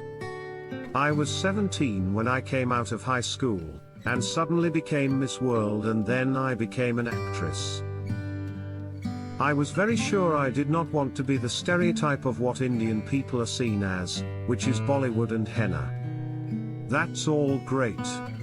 It's what we are, and I love it. I love saris, I love music. I love henna, I love dancing, but that's not all we are. When I was in school, you never saw anyone who looked like us that was on TV. And that was really weird for me because there's so many people of South Asian descent in America, in the world. I have never had a plan when it comes to my career. America came to me with an opportunity. So many people from the West are coming into India, all the studios have come into India, and they're making films here, whether that's Fox, Warner Brothers, Disney, everyone. That stands as testament for us, so why are we afraid of sharing our talent with the world? We must. I've always had a glam squad to do my makeup, because of Miss India and Miss World, so I never really learned much about doing it myself, unfortunately. I do try to pick up what I can, though. The most incredible product that has ever been discovered in makeup, according to me, is mascara. I think because I was Miss World, and I modeled for a little while, I just like heels, actually. I think that's the truth. I'm trying to find an excuse. I don't think Bond does too much, he's just suave and sexy. He rolls out with his martini and fancy cars. Wow, it sounds like my life already. Production is a lot of work. Nobody sent me that memo when they came to me to do television. When I'm not shooting, I don't wear much makeup. I just moisturize and maybe put on a berry-colored balm on my lips and cheeks, and then mascara, that's it. My face and hair get abused every single day, so I try take it easy on off days. I'm really strict with my skincare regimen. No matter what's happening in my life, I wash my face every single night and I moisturize, even if it's 4 a.m. America has been so welcoming to me. The best part of working on Baywatch is to be the villain of the movie. I don't think The Rock, aka Dwayne Johnson, has ever had anyone who's been mean to him. I've been doing a lot of work on female rights, especially adolescent rights. I've been to a lot of schools where the UNICEF had set up villages in India, and it's an eye-opening experience. I had a holding deal with ABC to find me a show, and I was very clear about the kind of show I wanted to do, because Indian people have always been seen as, well, we've been put in a box, about who we should be like. Social media is reducing social barriers. It connects people on the strength of human values, not identities. E-governance is easy governance, effective governance, and also economic governance. E-governance paves the way for good governance. Good governance with good intentions is the hallmark of our government. Implementation with integrity is our core passion. I don't carry the burden of the past, or the madness of the future. I live in the present. Federalism is no longer the fault line of center-state relations but the definition of a new partnership of Team India. Citizens now have the ease of trust, not the burden of proof and process. Businesses find an environment that is open and easy to work in. We walk together, we move together, we think together, we resolve together, and together we take this country forward. People's blessings give you the power to work tirelessly. The only thing required is commitment. I'm a nationalist. I'm a patriot. Nothing is wrong. I'm a born Hindu. Nothing is wrong. So, I'm a Hindu nationalist, so yes, You can say I'm a Hindu nationalist because I am a born Hindu, I'm patriotic, so nothing is wrong in it. India does not need to become anything else. India must become only India. This is a country that once upon a time was called the Golden Bird. Information, education, skills, healthcare, livelihood, financial inclusion, small and village enterprises, opportunities for women, conservation of natural resources, distributed clean energy, entirely new possibilities have emerged to change the development model. I am confident my Hindutva face will be an asset when dealing with foreign affairs with other nations. We want an Afghanistan that is shaped by the dreams of the great Afghan people, not by irrational fears and overreaching ambitions of others. India is a democracy, it is in our DNA. I was born in a very poor family. I used to sell tea in a railway coach as a child. My mother used to wash utensils and do lowly household work in the houses of others to earn a livelihood. I have seen poverty very closely. I have lived in poverty. As a child, my entire childhood was steeped in poverty. My government is working for the common man. Our priority is the poor of the country. We want good governance through a dynamic and seamless government. The government's job is good governance for everybody. My government will make policies, if you fit into it, come on board, or stay where you are. My job is not to spoon feed anyone. I'm not an ambitious person, there is no ambition in my life. I have a mission in my life. And my mission is to serve my country. And when I am working for my state, it means I am working for my country, or my nation. All religions and all communities have the same rights, and it is my responsibility to ensure their complete and total protection. My government will not tolerate or accept any discrimination based on caste, creed and religion.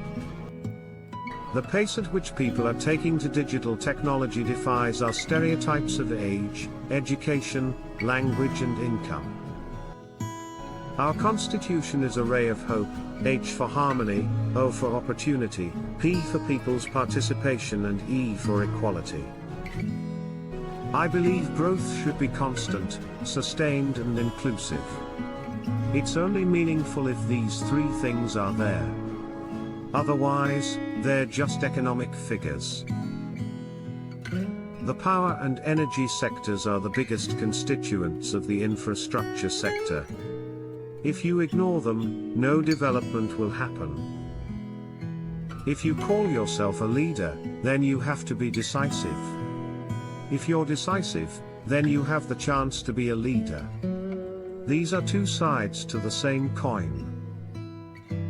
I can say that out of 365 days, I managed to do yoga on at least 300 days. It is my responsibility that I must make demonstrative efforts to reach out to every citizen of the country. Gujarat is the fourth state in the world where we have a separate climate change department.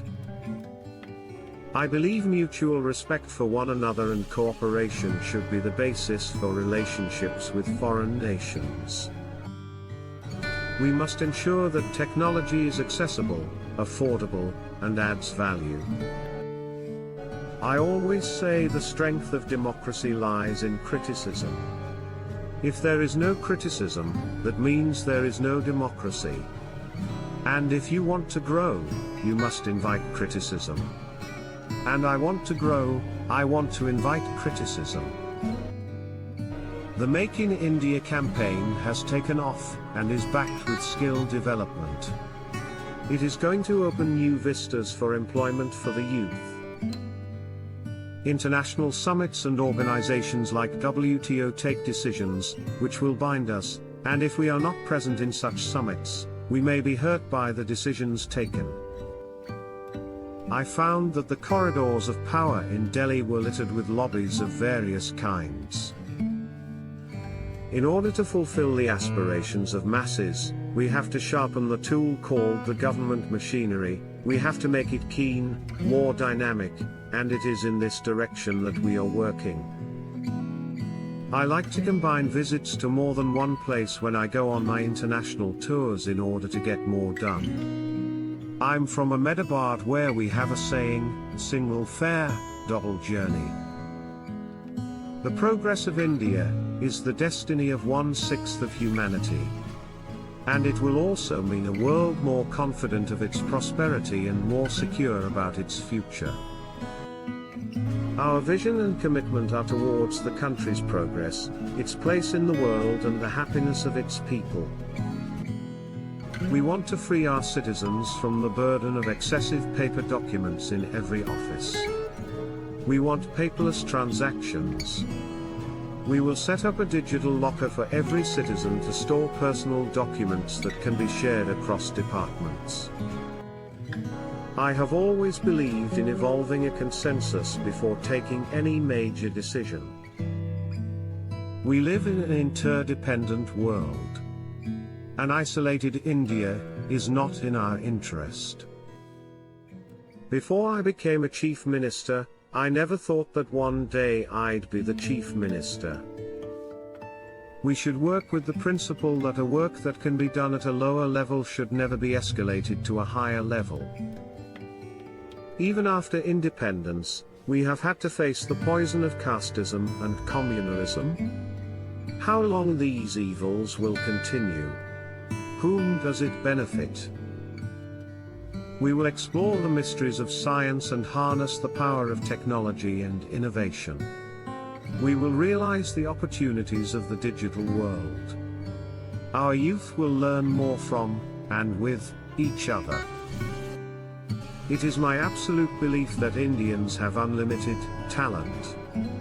I have no doubt about our capabilities. I am most familiar with the Gujarati language. Our country does not believe in the concept of your God and my God. We believe that all gods are one. We have different ways of accepting Him. All ways lead to Him. I believe that a government has only one religion, India first. A government has only one holy book, our Constitution. A government has only one kind of devotion, towards nation. My mother is not educated but keeps in touch with world events through news on TV. We should not look at terrorism from the nameplates, which group they belong to, what is their geographical location, who are the victims. These individual groups or names will keep changing. Today you are looking at the Taliban or ISIS, tomorrow you might be looking at another name. I come from a poor family, I have seen poverty. The poor need respect, and it begins with cleanliness. A national festival is an occasion to refine and rebuild the national character. I'm not in favor of dividing Hindus and Sikhs. I'm not in favor of dividing Hindus and Christians. All the citizens, all the voters, are my countrymen. The diversity of India, of our civilization, is actually a thing of beauty, which is something we are extremely proud of. I fully understand the expectations of the state governments. Thus, I am better placed to work closely with the chief ministers. Democracy is our commitment. It is our great legacy, a legacy we simply cannot compromise. Democracy is in our DNA. I believe you never get tired by doing work. You get tired when you don't work. When you clean your house, you don't get tired, it gives you satisfaction. We should pass the UN's Comprehensive Convention on International Terrorism. At least it will clearly establish whom you view as a terrorist and whom you don't. We need to de-link terrorism from religion, to isolate terrorists who use this interchange of arguments between terrorism and religion. From my intimate discussions with President Obama, it is evident that India figures significantly in American geopolitical, economic and strategic thinking. India is the largest democracy in the world. For me, my secularism is India first. I say, the philosophy of my party is justice to all. Appeasement to none. This is our secularism.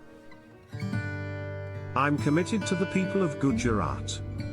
I will devote each and every moment to serve my people of Gujarat. I draw pleasure in governance, in doing new things and bringing people together. That pleasure is all I need from life. We should not look at terrorism from the nameplates, which group they belong to, what is their geographical location, who are the victims. These individual groups or names will keep changing. If you were to ask me to choose between democratic values and wealth, power, prosperity and fame, I will very easily and without any doubt choose democratic values. In a democracy, allegations will never improve situations. So, I'm against allegations, but I always welcome criticism. In the political system, we are a team, politics and bureaucracy, we are a team. The politicians, bureaucrats and the people, we are a team. Unless and until you inspire the people, you will not get results. Imposition will never give you the results. Inspiration will always give you the results. Peace can only thrive when the climate is right. We remain open to bilateral dialogue with Pakistan on all outstanding issues in an environment free from terrorism and violence. France and Germany have the manufacturing and skill base which is useful to us. France is our dependable strategic partner. The government has completed the entire process to do away with interviews for lower rank jobs. There will be no requirement of interview for Group D, C and B non-gazette posts in central government. We would like a stable policy framework, and whatever incentives and tax structures are there should be made known to investors up front. There should be credibility, clarity and continuity in both policy formulation and its implementation. I have been a firm believer in the federal structure of our country as enshrined in the Constitution. My entire childhood was steeped in poverty. For me, poverty, in a way, was the first inspiration of my life, a commitment to do something for the poor. So far as the government is concerned, there is only one holy book, which is the Constitution of India. My government will not tolerate or accept any discrimination based on caste, creed and religion. Some people will have to be afraid. Those who plunder the nation, deliver injustice, will have to feel scared of me. And I am not afraid of admitting this. Government cannot be so lenient that it forgives them. I am the son of a freedom fighter, and a son of a freedom fighter automatically imbibes the value of democracy. Whatever work you do, you think, are you doing this for the good of the nation? That's the basic training. The other basic training is discipline. Your life should be disciplined. The other thing they say is what work you get, do it well. In every walk of life, you must have leaders. An education in the spiritual world, in the labor field, in the agricultural field, we must have leaders. Canada is rich in hydrocarbons and other natural resources. India's requirements and Canada's surplus are a perfect match. The alliance in Jammu and Kashmir is one of the most important developments on the contemporary political scene. One of the peculiarities of Delhi is that the term reform is associated only with passing of laws in Parliament. In fact, the most important reforms are those needed, without new laws, at various levels of the government, in work practices and procedures. If I had chosen the populist course, it would have been a breach of the trust placed in me by the people. If I am judged for my work, many myths about me as an autocrat or otherwise would become clearer. I feel false propaganda will not last, and truth will ultimately prevail. I doubt anyone else would have traveled as extensively as I have to meet the citizens of the country. I have spoken about inflation, unemployment, farmers' problems, security, etc. I keep talking about these issues. I seek answers from the Indian government. I have been into social work for 45 years, and at an average, every day for 1 or 2 hours, I have been engaging in social discourses. It is not a small thing. Indians felt despondent about Indian governance. Changing that atmosphere of gloom was a very challenging task, and I faced many difficulties in rectifying the situation and bringing back confidence and hope. We have to build the capacity of our institutions, employees and workers. Our regulatory environment has not been encouraging to research, innovation and enterprise. Nobody is above the law. Imagine if there are allegations against Modi, and he is the Prime Minister. Should the case not be pursued just because he has become the PM? It should not be so that it should be stopped. I am not above the law.